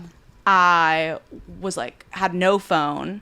My phone was broken, so I couldn't call my landlord. Didn't like have his number to like get me into my apartment. And I like walk back to my house, and I'm like, okay, like, well, I can get in. I think maybe through the people who work downstairs can maybe let me in through the building. And then like I have this trick where I can break my lock with a credit card sometimes, and it sometimes works. And so I like get the people to let me in, and I like go to my door, and I was like, why don't I just try it? And it was unlocked. And I just like walked in and I was fine. Or like one time I dropped my phone off Jackie Flowers' balcony, and I was like, okay, I've got no phone. And then I was like, I hope Jackie can get it. I don't know if he will. I'm going to go get coffee. And then I'm sitting at coffee, and like Zans walks by. Is like, oh yeah, Jackie has your phone. He's coming, and so is Goots. Yeah. And it's just always like works out. Yeah, you attract like good energy. Definitely. Good luck. You're a lucky person. She's a very lucky person. It's amazing. That's good. It's good. Yeah, I definitely believe. Like, it's funny how strange things will manifest themselves too. How yesterday I was literally like, I showed you guys the cameo, but I was thinking about like getting cameos from controversial people, and then this guy that I've been like chilling with like got me a cameo for my birthday. He tapped in. I also while I was hanging out with him was like, well, my boyfriend in LA like hasn't texted me in a week, so I'm like, I guess that relationship's over. Maybe I wasn't sure how to feel about it, and then while I was thinking that, he like literally texted me. Yeah, exactly. It's like Sometimes you manifest dark things. Sometimes you do manifest dark things. I feel like I can definitely do that. But yeah, I think like you can convince yourself of anything also. Yeah. Like I've definitely like tricked myself into things, which isn't like the same as manifesting. But I've like, But maybe it is. I tricked myself into liking tomatoes, which is like so silly, but I used to hate them. Yeah. And I literally like just would eat them and be like, no, I'm enjoying this. And now I enjoy them. Yeah. Like I literally convinced myself. I'm also like really good at convincing myself I'm like not tired. Like I can't do like that, or girl. like things like that. Like I can just like, yeah, I can just, you know, say something enough times that I like start to believe it. Yeah. And it works. What are some of your favorite New York City spots? It's a good question. Where can the folks run into you? It's kind of embarrassing at this point. Clandestino. Yeah, it's like I went out to dinner on Sunday, and I went to like, I eat the same, like it's embarrassing. I don't cook at all. Me neither. And I eat at the same 4 restaurants that are all on East Broadway. Like they're all on Canal Street. Yeah. So I like went to that. My friends were like, no, we're not eating at any of those places. Yeah. And I like went to this restaurant and I was like, oh my God, this is so good. Can we come back? Yeah, like the last 2 times I've gotten dinner, like the day before yesterday, I went to like Thai diner. I was like, I'm not eating in Times Square.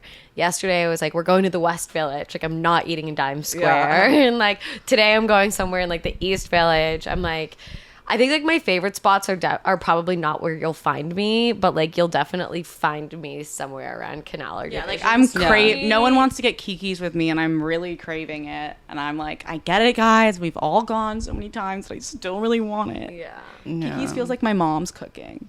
Like that's Are what you Greek? No, it's just like I feel like Kiki is my mom now, because that's like when I don't know what to eat, I just go to Kiki's. It just feels like my mom's cooking. I feel you. But I don't know. There's a lot of like great spots. Yeah. The ones we frequent are probably like not even like they're reliable. Yeah. And that's why we frequent them. I'm but bad at they're making not decisions. They're not necessarily like what I would recommend to Yeah. people. You know what I mean? It's just like so thoughtless and careless to just like meander down Essex Street and like end up and like Division. Yeah. Right. I'm terrible at making decisions, so I'm like, it's easy to like, oh, I know what I want to eat. It's like there. It's right there, and so I'm like, I'm a little spoiled. I'm working on it though. Yeah. What do you guys think of like UFOs? Okay, Because the this aliens has are been- coming. Yes, I think I think like if they're probably already here. Well, so the CIA like now has to like They did. The doc came. the doc came out, so like the doc has been dropped. no, because like they literally can't like they were like, well, I feel like it's like they're like, well, fuck, the aliens are about to be like hanging out this summer. Like the people got to know something. Whoa. That otherwise they would just keep it like to themselves still. Yeah, I definitely think that like UFOs are real and around and like just being covered up. I also like don't think the moon landing was real. Like that was just like not real. Like that did not happen. Why would we go to the moon one time and never go again? back. Like it's not But real. meanwhile, like Jeff Bezos and Elon Musk can get like billions and billions of dollars in funding for their gay little space programs that don't do anything other than like commercially launch rockets into space. And I mean, like they launch these rockets into space. They launch rockets into space to put up satellites. I just feel like we shouldn't be fucking with outer space. I feel like we shouldn't be fucking with outer space either. I think we should just leave it. We do not need the They're coming to International us. Space Station. Like that needs to go. I think we just need to leave that shit untouched. You are asking for trouble going to fucking outer Put space. that money into this planet. I Let's want do the that. aliens to abduct me. Like, when they come here, will they just please fucking take me off this I wonder if they're gonna be shithole? chill. Like, I'm kind of like, are they just gonna like want to come hang out? Like, they might not be like out. I for think they're blood. already here. I think they're all around. Yeah, they're all around us. The bodega cat alien. Alien. Yeah. No, we like had a theory one time that our friend Jackie Flowers is an alien. We He's were like, from Alaska. He has another no, it's name. from Alaska. You know, It's like he's like completely like an alien made up an idea of a person. yeah. But then we were like, okay, Jackie's obviously not an alien. Now we know. But what if? But what if? Yeah, it's because Maybe he just like mind erased us. He probably just convinced us with alien technology that he wasn't. Yeah, you're right. You're right. That's so it. But yeah, I don't fuck with outer space one bit. No. I don't fuck with outer space don't fuck with one outer space. bit. I don't blame you. Yeah. Why would you ever fuck with outer space in Yeah. the first place? Yeah. Outer space is spooky. It's It's weird. so scary. It's dark. Yeah. I also don't really fuck with like VR, virtual reality. Yeah, It's virtual really. reality. Have you done it? Yeah. It's fun, but it is really scary. I don't think we need to do that either. it's just like I don't think so either. I'm like an Earth purist. I am think- too. I don't think we need to go to Mars. I don't think we need to go to the moon, and we don't need to put on goggles and pretend we're somewhere else. Let's Yeah. go Stay to the- here. Let's go outside and let's touch grass and like. Touch grass, Yeah. smoke Yeah, grass. exactly. I know. What do you guys think of like how everybody is addicted to ketamine now in New York City? I think it's over. You think the girl? I don't know. I have friends who like went from like snorting ketamine all day every day to now they're shooting K all day every day. Oh yes, there is like a ketamine problem in New York. Why? We But this definitely is a specifically New York thing, might I say? Because in Los Angeles, people just do blow and Molly Yeah. and Yeah. stuff. We were definitely doing like We were on like there was we were on a ketamine kick for a while, and then I think I just like did too much ketamine. and then too many people were like K-holing at parties. Honestly, Yeah. it's Yeah. like it's not Just, that like, fun to have your always friend like K-holing. on the floor of the bathroom. Wait, Also, Yeah. Also, like the last few times I did ketamine, I would like end up throwing up. Same. Like it makes and me so it sick. just it made me so sick, like it. and I was like, I can't do this ever again.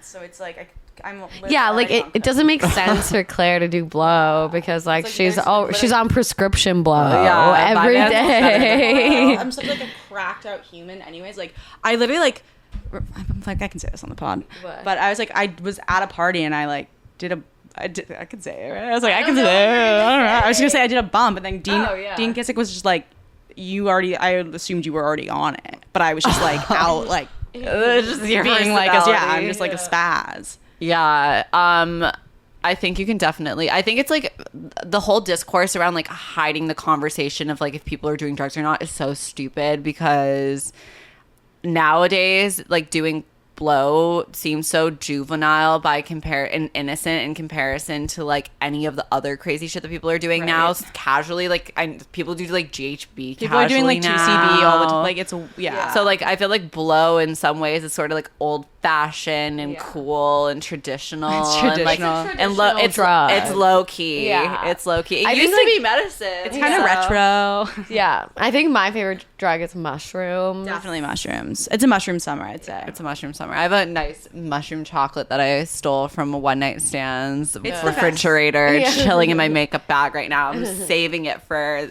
Pride weekend. Oh, It's that's just like gonna be so good. nice. Yeah, and I love to like laugh and like have a good time, and it's really easy to do We were that. big on mushrooms last summer too when we came up with the paper. Yeah, we were microdosing mushrooms like every day last summer. when What was we- that like? People try to do that to like treat depression. but I mean, I can think that's only- why we were so happy and having so much fun at a time that was so dark because we just microdosed mushrooms We'd go every sit in day. Tompkins and like just take some mushrooms and like look at each other and laugh really, really hard and then go eat sushi. Yeah, It worked. we literally did that for like a month straight, and it worked. I'm on Wellbutrin now. Oh, Do you guys know what that is? yeah, that's like Yeah. an anti. It's an antidepressant. Adderall kind of thing. Kind of. Doesn't it get? I know it gets you really drunk. Yeah, I'm on Cymbalta. I've been on Cymbalta for like 10 What's years. Cymbalta? It's Is that- another antidepressant. Are you still horny?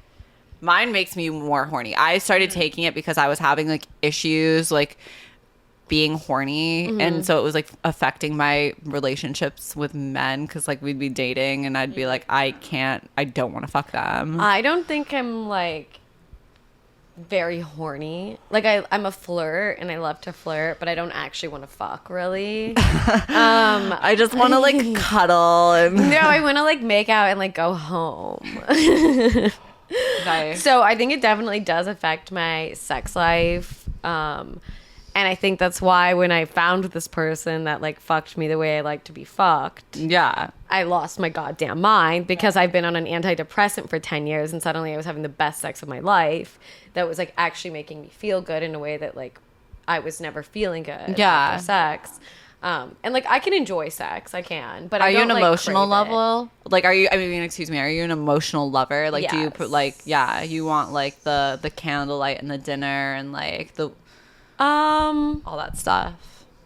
Maybe. Yeah. I don't really know, but when I say like I'm an emotional lover, I just like can't not put my emotions In it. into it. She's Like like someone who just like cares really and like about like everyone in her life. She like cares in like such like almost like a motherly way. Like it's a Yeah. motherly vibe. Like she Yeah. just like cares and is like a nurturing. You have person. the Yeah. you have the maternal instinct. I have a major like that maternal with men. instinct. Yeah, I'm totally like that with men. And, you know, if we start like sleeping together, it's impossible for me to not like care about your best interest. Yeah. And yeah, but I don't know. It's complicated. It's complicated. I feel like I'm at this point now where I feel like I'm dating guys in their 20s and at some point I just feel like I'm raising them. Yeah. You know, I saw Yeah. some weird TikTok about this actually where this Really? girl, yeah, I wish I could quote it perfectly, but this girl was essentially saying that like girlfriends do the jobs that the mothers stopped doing when they moved out. You know what I mean? Yeah, and I was like, oh that's my it. God, that is so true. Like I don't want to be that way though. Like in my mind, I want like a man to sort of, I want to learn from somebody who's like smarter and more mature than me. Right. But it doesn't fucking matter. After 25, they are all the same. That is like when their frontal cortexes stop developing and like that's who they are for the rest of their lives. Yeah. And yeah, it's really depressing. I think like, what do you guys think of like what are your hot takes on men? I don't know. I think that for me, like relationship wise, it's been like totally a learning process. And I think that like, I've almost had the opposite in like my past, not the one that I'm in now, but my past relationships. I definitely was more, it was not like me taking care of the men. The men were completely taking care of me. Yeah. In a way that was like always like terrible for my mental health. Yeah. Like that, like just like made me like this like smaller version of myself and and I would always try and like figure out like because you kind of get like, that becomes like the love language almost, like the way you communicate is like them taking care of you. And so in order to get like love, you have to like almost be in turmoil. Yes. And so like that is like Understandable. something I've learned from recently. And now I'm kind of like learning about like, I'm not like learning about the side of like taking care of men, but I'm learning about like more of the equal partnership. You're in a really good, healthy relationship right now. Yeah. That's good. That feels like really equal Really, and balanced. Yeah. Very Yeah. healthy. Very healthy. I don't know what my hot takes on men are. I think like, I don't know. I love them. Yeah. I like live to receive like male attention sometimes. Bitch, you're telling me. Yeah, but I don't know. I haven't really like found anyone I've wanted to be with. I feel like I've also like somehow, I was talking about this because I think like we have a really strong group of girlfriends, I think, Yeah. but I've realized like I have like a strong inner core of girls, but I have like so many male friends Yeah. who I think of and I'm like, they are just such a good boy. Like I love them. Yeah. And I like think about them like almost like in that kind of like infantilizing way. Where Yeah. it is, I'm like, they're just so good. Like, aw. Yeah, I feel the same way. I feel sort of very much like men at some point just become like fixtures of your life. Like they're just sort of like there at times, but I just find, I don't know, I'm just navigating this now, and that's why I'm asking about this, because I'm sort of trying to like figure out for myself like my experiences with men. Is it because like most men are just one way, and which is probably the case? I think that like you like will end up gravitating towards the same kind of man, whether you know it or not. Hot, stupid men. Yeah. Actually, you know what's something interesting that actually our friend Louis Shannon told me? He was talking to me. I was it was like really early. It was Valentine's Day. It was like super early stages of the, like, being with the guy that I'm dating now.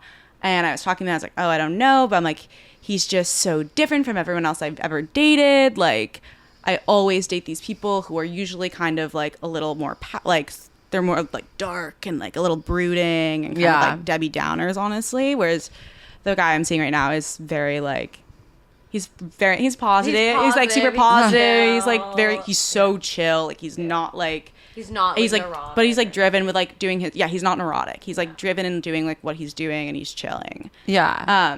And Louis was kind of like, well, when you're like dating people, like especially in your 20s, like they're a reflection of how you see yourself almost, and where you are mentally. And so he's like, if you're dating someone who's positive, it means like you're in a positive state. Whereas like if you were dating these people who are like negative and pouting, it's because you were not in a good place. That's good advice. You attract what you put out into the world. Yeah, and also, like, I know this is, like, so corny, but, like, there's that, like, perks of being a wallflower quote that's, like, you accept the love you think you deserve. And I think... that's, and like, I think tea. for, like, a really long time, I, like, you know, spent so much time caring for other people and was, like, I'm doing that because I'm kind of, like, you know, I'm depressed, I'm a little worthless, and, like, so I was just, like, willing to accept attention and give myself, even though I wasn't getting anything back, and thought that was like the only option. And now I feel like I'm in a good place. I'm open. I'm like actually open to like a good, genuine love, where like in the past I definitely wasn't. Like I would say I was, and then anytime it would get close, I would like run sabotage away. it. I would sabotage it. And the only times I would ever accept it was if it was like tumultuous and toxic and they didn't want to be with me, and I was like, this is all I know. And now I'm like, oh, I'm actually a good person who like really deserves someone nice that like cares about me. But it took like self-realization to get to that point. You know, do you find that like through your success with the Drunken Canal that you've been able to sort of find self-worth in a way? Yeah, do you find like that definitely. this process has given you guys like more confidence? Completely. Yes. Even like where, I mean, I've said it with Goots, like even with boys, like I'm always someone who I think I would date people who I also like, who I wanted them to be like smarter than me and like they teach me something, and like always kind of trying to like, so I would date like a lot of not older, like just assholes, people who were very like self-important, like they had like very high, like think very highly of themselves, so that I would be like trying to impress them and like trying to like but then like with the canal, it was kind of like, oh, I'm already impressive, like I can just be myself and be like a fucking goon, and like my work has proved it, so I can just be myself and not have to deal with that kind of like stress and insecurity. Totally. I think so. Like for the first time in my life, I'm like dating, like I'm like going on dates with people, which I never really like had the confidence to do. I think like I never wanted to put myself out there and like go on a date with someone I like didn't really know, because I was always like, well, what if I'm like annoying or like not all like like they expect me to be. And now I'm like, it really doesn't matter. Like I'm a great person who's achieved a lot, who works really hard. I should be able to go on a date and like enjoy it, and I deserve that. And so you're also like gorge. Both of you are both like really beautiful. Thank you. I think that might have helped our success.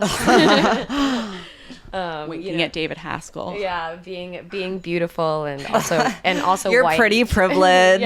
No, our pretty privilege is probably part of it. Nice.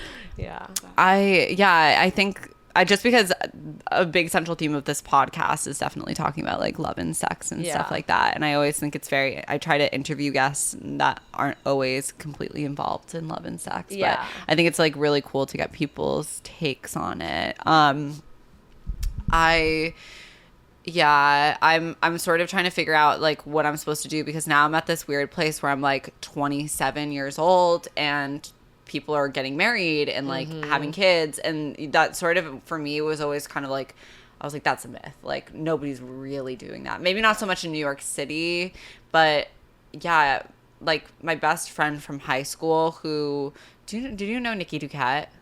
Do you know of Nikki Duquette? I do, because I talked to Adea. Yeah, Adea said Adea. something about her wedding. Yeah, exactly. So my best friend from high school, Nikki, like never had a boyfriend, was always sort of like, I don't care, like whatever. I think she had like one like love interest at summer camp or something, and now she's like getting married before me, which is like which is crazy, but it sort of like changes your perspective when you get older. You're like, oh my god, fuck, is it like, should I try to be pursuing this? Like, do I want to be in a long, meaningful relationship? And I'm such a fucking whore that like it's hard to like sort that out. Do you guys ever feel pressure to be in like relationships, or I have a lot of like pressure from my, not terrible, but I know my mom like really wants me to be in a relationship. She thinks that there's like something wrong with me because I've never really had like a real boyfriend. I like dated this girl for a while. That was like fine, but my mom didn't know because my mom isn't really like that accepting. She probably won't listen to this podcast. Yeah, so. it's fine. I don't care. I mean, like eventually I did tell her, but like but all my relationships were like, I was so young, they were so stupid, they weren't real. You know? And so I think like I almost feel like something's wrong with me because I haven't had a boyfriend and I haven't like had that kind of intimate relationship with somebody, and like I've never been in love. I like love everyone with my whole heart, and like, but you've never been like in love. I've never been in love, and I've definitely never received a romantic love back. So I think I feel like, you know, honestly, I feel like incredibly inadequate in that in that way. I'm like, there's something wrong with me. Everyone around me has been in love. Everyone around me has had boyfriends and ex-boyfriends. And like, you know, I think it's also, I mean, it's hard, especially like in our world, because even though we're like in New York, it's still so small and so insular. Everybody, but, like, you've had boyfriends. I think that's, and like I just don't have boyfriends, and I'm like, there's something wrong with me. I don't think there's anything wrong with you, and I will like explain what I think the case is. I think first of all, you are wise beyond your years and sophisticated. And I think that like definitely intimidates men who are not wise and not sophisticated, and especially if you're running around like Dime Square. Like I just don't see Gooch with like some Dime Square goon. Like, no, like some like skater boy. Like no, like the people that we like. I feel like, especially like after graduating, like in college, like you were never gonna date any of those like college boys. Like, and you were like, there's just. Your immediate social circle is not exactly the right person for you. It's also a generational thing too, because I found my first I found every single boyfriend that I've ever dated online. And when I first started, that was like a very, very taboo thing. And it was only people who were like looking for love, who like got Tinder, like wanted a girl, like, you know what I mean? We're actively seeking that. And now it's just sort of like, everybody is either fucking around or there are just so many options. It's like when you go to the grocery store and there's like 100 different types of orange juice and you're like, which one do I take? I guess I'm just going to like not get any orange juice whatsoever. I think a lot of people have that sort of syndrome of not being decisive, and I think that's very specific to New York City. Like if Sarah Jessica fucking Parker was having these, if Carrie Bradshaw was having these problems in the 90s, like, you know, it's just so funny because like these past few days I've been rewatching all of these Sex and the City episodes, and I was like, god damn, like I've had like all of those experiences. Like every episode I've been like, been there, because I lived here for 3 years and I'm like in New York City all the time, and it doesn't get any better no matter where you live. Like the men are shit, like men are like shitty to date in Paris, they're shitty to date in California, they're shitty to date here. And I don't know, like, yeah, it's really hard. I think you're probably more picky than you think you are as well. Yes, that's, you know what I mean? Very true. I'm like, sure. I think the reason that I find myself in relationships is much as like I always like feel like I am always like I don't want a boyfriend. Like I don't want a boyfriend. But I'm like such an intense person. Yeah. And I'm like kind of like so like like because it's like almost like an ADHD thing where you like hyper focus, and so like I've like found myself in relationships that don't make any sense because I'm like, oh, this is it now. This is it now. This is what I'm which doing is like now. totally not. Right. Also, I feel like can end up in a totally toxic. Yeah, that makes sense. I Which think is like that's it's like true. literally like probably like some of the people that I've been with, like if you hooked up with them, you wouldn't have been like, now we're in love. Yeah. Like Also, having that bond is so challenging in the first place. Especially if you get a lot of love from your friends. Yeah, because I get then a you're lot of love. like, I'm incredibly fulfilled in that. yeah, and so what I found, especially when I lived in New York, was I had like all of these like romantic, I had no romantic connections. I was having sex with people, and I had like love in my life because I had a group of friends that like gave me that love, and I prioritized hanging out with them over like finding love or compromising on like a guy, or you know what I mean, just trying to make something like that work. And unfortunately, like New York is just a very difficult place to find that. But Goots, like I wouldn't worry. Like I think you like. I feel like I just like literally had a therapy she's session. literally like the most eligible bachelorette. Yeah. Like she's literally like the media's darling. For my two straight listeners, Goots is single. I think, I don't know. I just think like dating in the city has been crazy. Do you guys don't use apps, do you? Or you just find I can't do it because I literally just freak out. I'm like I'm bad at text. Like I'm bad texting wise, like because I just don't respond, and I'll like, oh fuck, and then I also have this big fear of like seeing like a Tinder match out. So I'll, oh my god, that happens all the time. No, but I can't deal with it. I'm already so socially awkward. I'm like, I cannot do with it. Well, I was out with you guys, and one of your friends, I forgot what his name is, was like, we matched on Raya, and I was like, what? Wait, I kind of remember. I was that. like, who? I was like, who are you? I was like, I don't remember this, and he was like, yeah, we matched on Raya like 2 years ago or something. I was like, what? How do you even like? Yeah, but you just like stick in their heads. No, I was like, okay, well, what is this gonna do now? Yeah, like, what is that? I'm like, right. okay. I'm like, well, we're here. Like, Yeah. is something gonna happen? Yeah, And nothing happened. I've been on Tinder. I went on 3 Tinder dates and then I deleted it. Mm-hmm. And then I went on Hinge, and I went on 1 Hinge date, and then I deleted it. And I was on Raya, and I've never talked to anyone from Raya. But also, this is like such an eye roll, but like I don't really want my dating profile to be like screenshotted and like sent around, and I like worry that would happen if I started going on like Tinder or Hinge. I'm like not, Well, desperate, but I don't know, like not to say that if you go on it you're desperate. I just like am too nervous. I matched with John Mayer on Raya. No, and so like, maybe I should go back on Raya. Yeah, I'm just saying, like there are people who I guess it's more cringy for them to be on it. Really? Yeah. I think Raya's maybe like the only one I would go on. I'm not at Raya. You could definitely get on Raya. I am on Raya. Oh, you are? I'm not on Raya. I didn't get I it. canceled my subscription. I did too. It's kind of useless. I just like match with people to see who I matched with. I matched with like the founder of Uber also on Raya. God. Yeah. And that was a whole situation. I just like also don't think I'm gonna like meet the person I'm gonna date on like an app. Like it's probably gonna be some like obscure like, kind of off the radar 37 to 40-year-old man. Yeah, I that definitely see you with an older man. Yeah, it's like she's like this like classic like. Are you into older guys? Yeah. Yeah. It's I'm totally the vibe. definitely Like into Goots doesn't older like. guys. She needs someone that she doesn't have like. If it's someone younger, like the way that you mother is just gonna be like that's a weird dynamic. Yeah.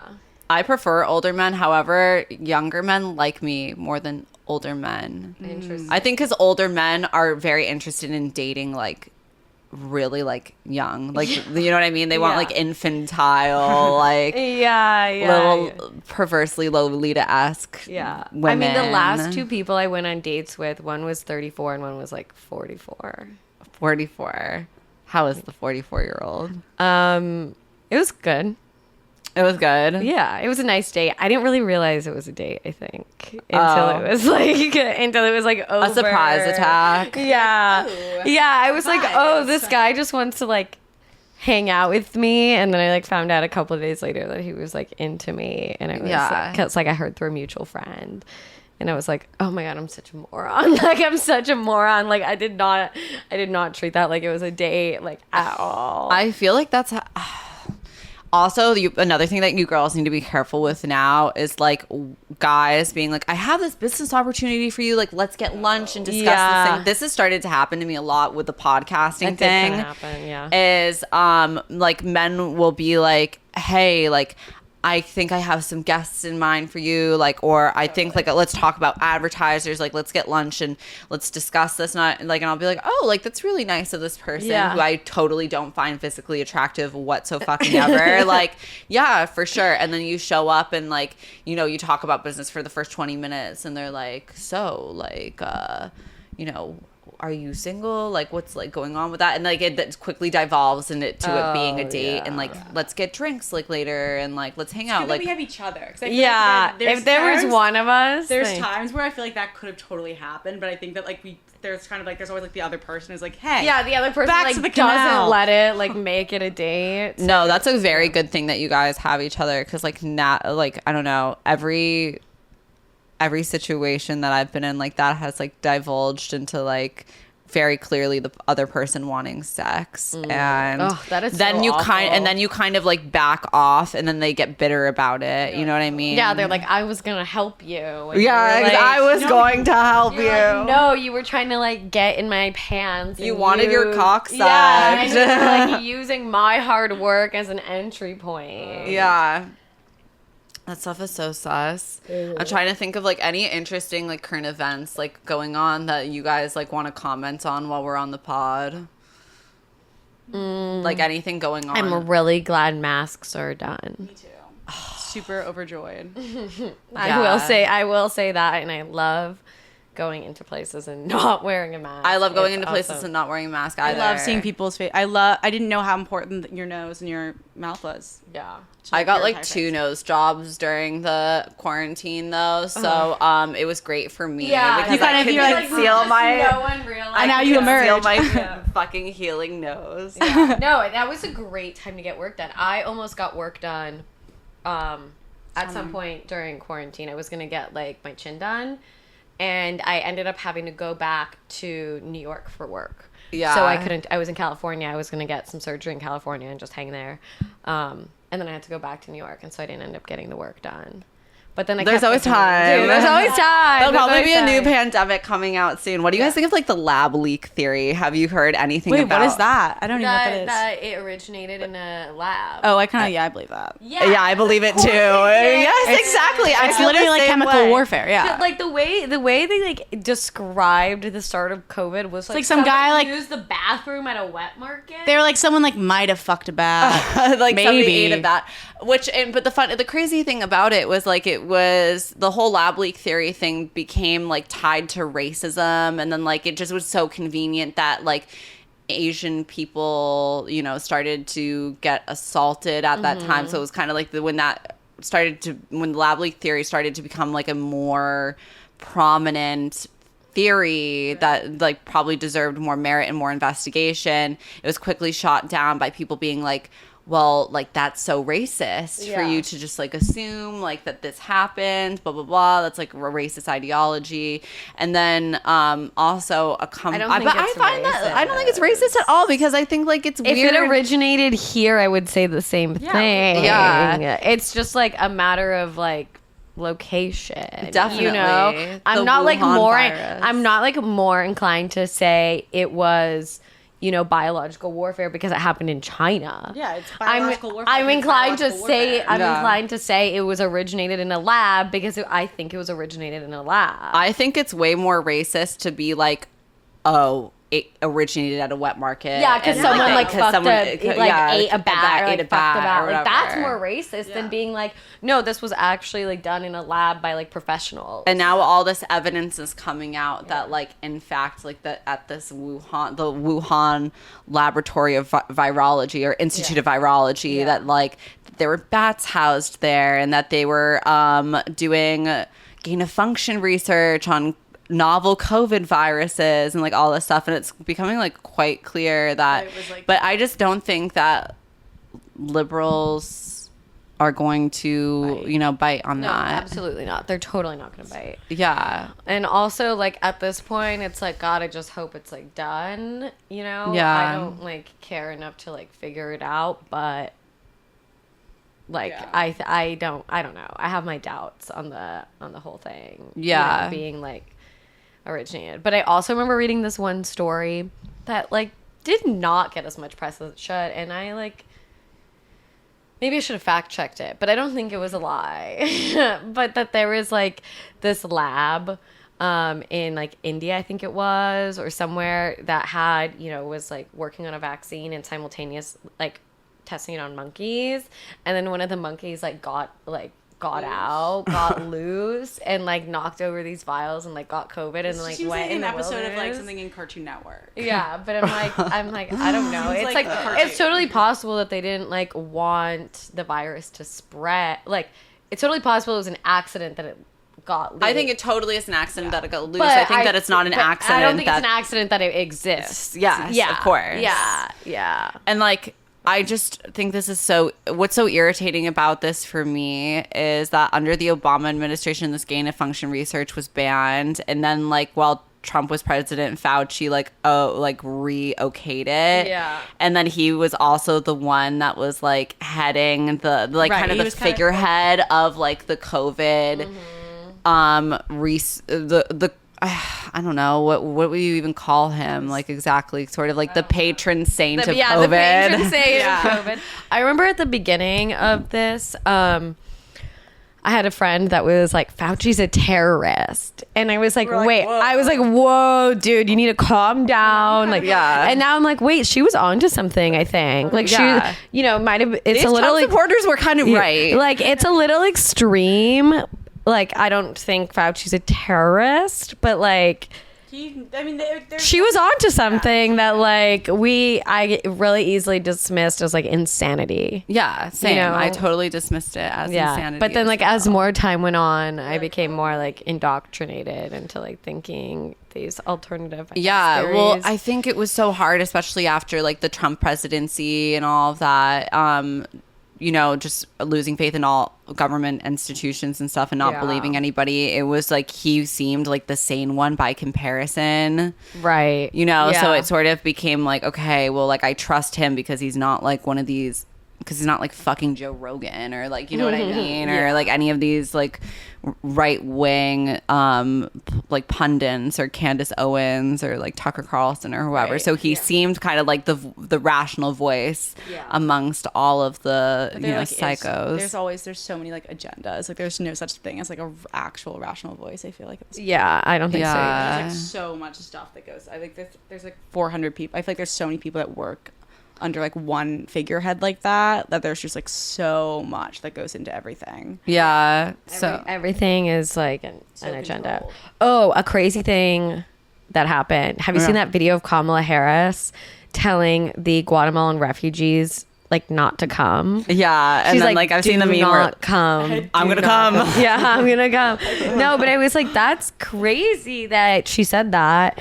Because that's like what she ran on. I know. I know. And then she ran on the whole open borders shtick. And she stood there and had the audacity to tell people not to come. It's like, I get it. I do.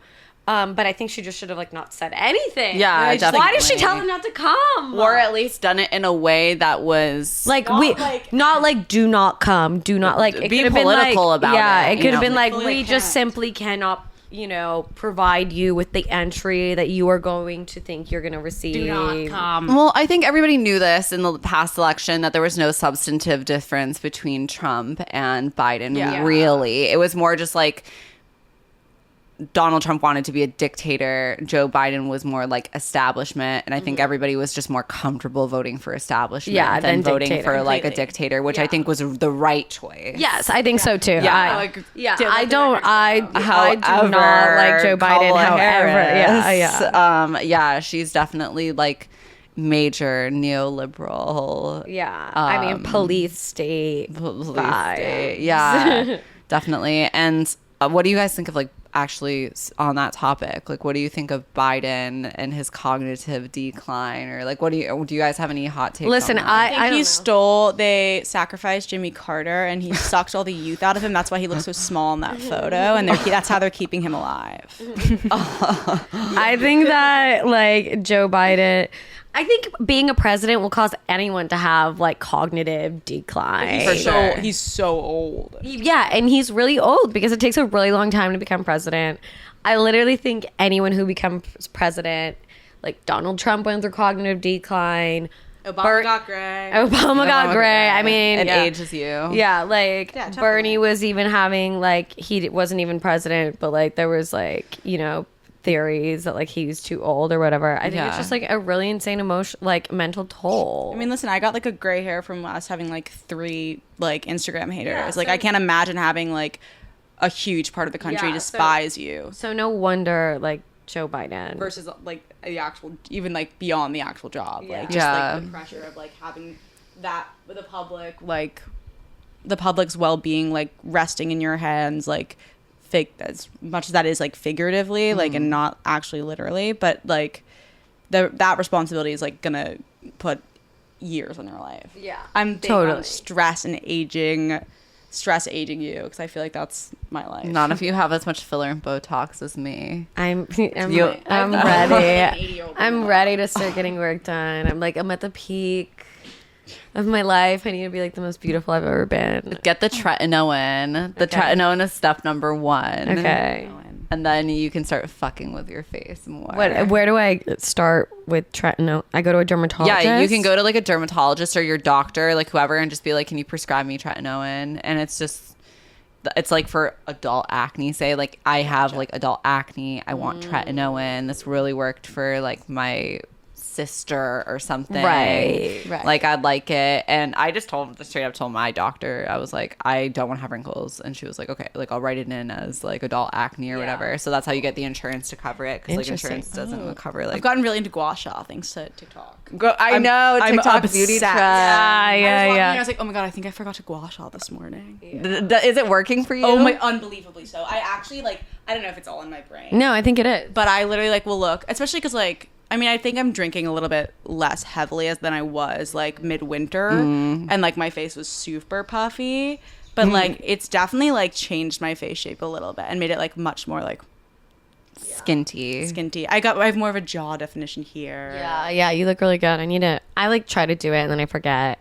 I've also been drinking too much these days. I've been drinking so much. I've been drinking I've been so drinking, like, very much. consistently, but like, I get I'm drunk. gonna get off- drunk tonight for sure. I'm gonna be I'm going to. birthday. Yeah, you're gonna. It's your birthday. It is my birthday. Do you have so- any birthday wishes?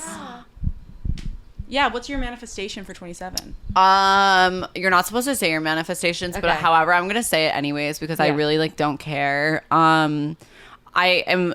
Yeah, here are my thoughts on turning 27, which is probably a good thing for me to say on the podcast. Yeah, let's hear it. This Hold is just yourself like to a it. very this is a very difficult time in the world, particularly, and I just never thought in my entire life that I would be at a place where I'd accomplished as much as I had accomplished by this age. And it's really difficult to go from being like one of the top 50 models in the world to now sort of like, what am I doing with my life? Because it's a very fleeting thing. And trying to sort of sort out my place in, trying to sort of sort out my future and my place in the world after having accomplished all of that. Like, you hold yourself to such a high standard. And so I'm constantly like disappointed with myself and being like, okay, like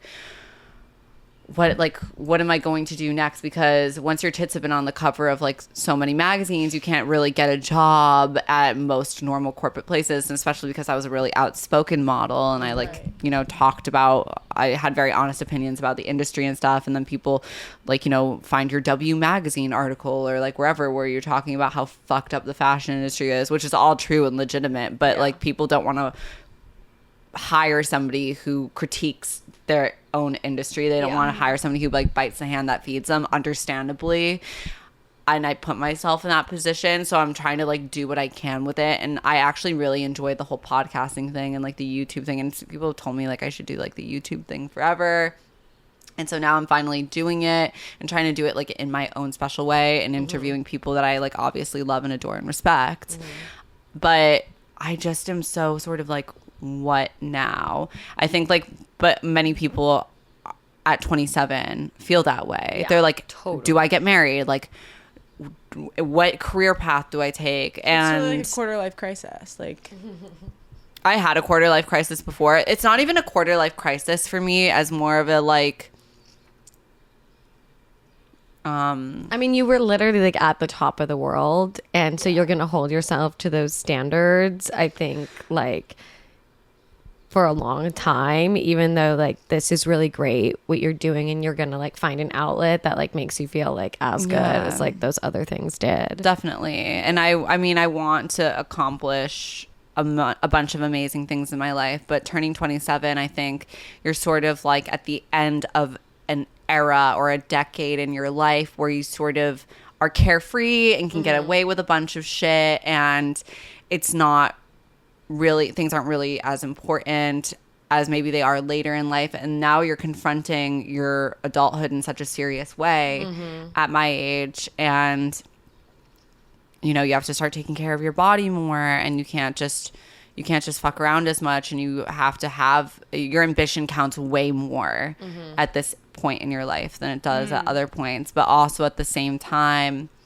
we live in an era where people are just so unwilling to do favors for you. Like, that's like another interesting thing. Like, doing this podcast has been really cathartic in a lot of ways, but it's also been like very sort of interesting to see, like, I've done so many favors for so many people in this industry, and I'm like, hey, like, want to be a guest on my pod? Like, asking for an hour of their time to have a discussion after I've like done fittings for these people, or like done shoots for these people for free. Like, I've done fittings at like 4 o'clock in the morning before show, and they're sort of like, you know what I mean? Which I understand. Not everybody wants to talk a lot, but it's just sort of like you start to realize that like everybody is everybody's sort of in it for themselves, and you're only as cool and relevant as people say you are, or not even say you are, but like you're only as valuable to somebody as what they can get from you. And that's like a really difficult thing to confront too. Yeah. Totally. Because it's like, I am not Bella Hadid and I don't have her platform, and therefore like I will just never be treated or respected in that way, even though I've worked just as hard as her. I've like, you know, I've overcome just as much as her, and in different ways. I mean, I'm also like I was transgender, like I still am, but I came out as that. So it's like, you confront a bunch of crazy shit at this age that I'm sure you guys will also confront too. But you know, I'm sure, like, who knows when what will happen with Drunken Canal, and like when it will end, and when it will like as you were saying earlier, like no longer be cool, or like whatever. And then you'll have to confront like, okay, like now what? You know what I mean? Exactly. And especially after you've kind of like built a career or an identity off of this one project, what's the next thing? And you either, like, for so many models, you fizzle. Like, you just like, your money dries up because you're not working anymore. And then you just marry somebody who's rich, and then you just are like that hot, rich ex-model. Which is all well and good, but I don't want my life to be defined by the by 5 or 6 years. I mean, I've been a model for 10 years, but I was like a top model for like about 5 or 6 years.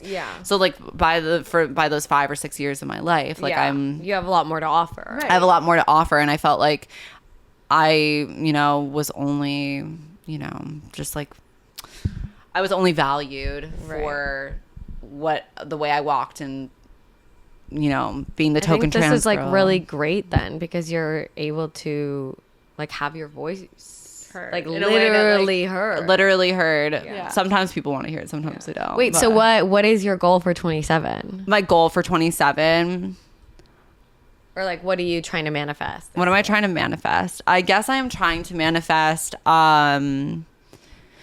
stability. Like success and stability, because I find that my life has been so unstable for so long, from modeling and all this shit, and like, you just not knowing where the next paycheck is going to come from and all of that stuff. And I'm obviously picking another bizarre like path to go down, which is fine.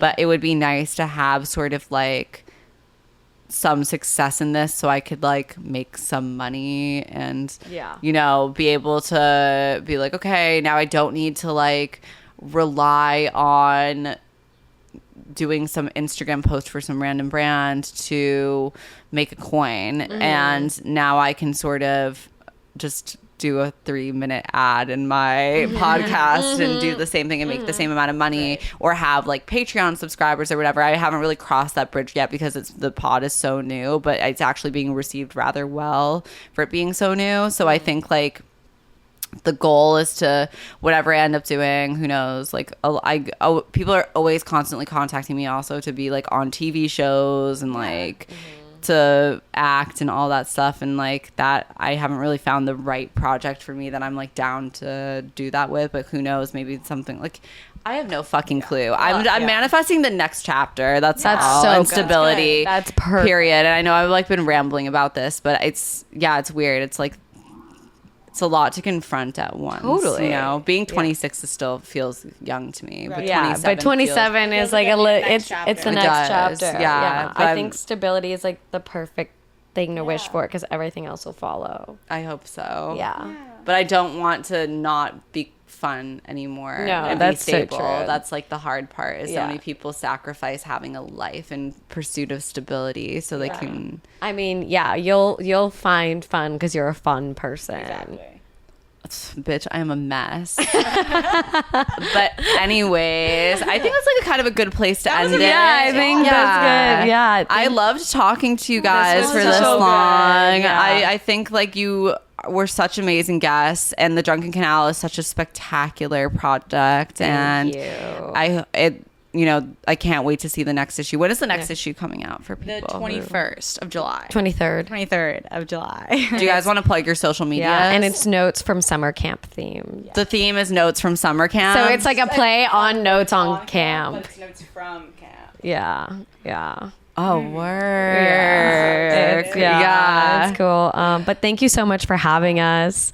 I think this was like a really This was awesome awesome. time. Yeah, this was really good. Yeah, it was really great. It was really fruitful, and I feel really lucky that we were able to do it. And especially on your birthday. Yeah. The birthday pod. The birthday pod. Yeah. So it's Yeah, gonna be it's killer. gonna be sick. Yeah. So, do you want to throw out your socials if people want to follow you, or are you guys Sure. private like that? No. We're also the at the Drunken Canal on Instagram and on Patreon. If you want to subscribe, you can find our newspaper out July 23rd at the Box on Canal in Essex. Otherwise, we'll mail it to you. And my Instagram is just at Goots, Gutes. And I'm at Dwayne Reed Official. I'm waiting to get sued. The two vibes. So good. All right, ladies.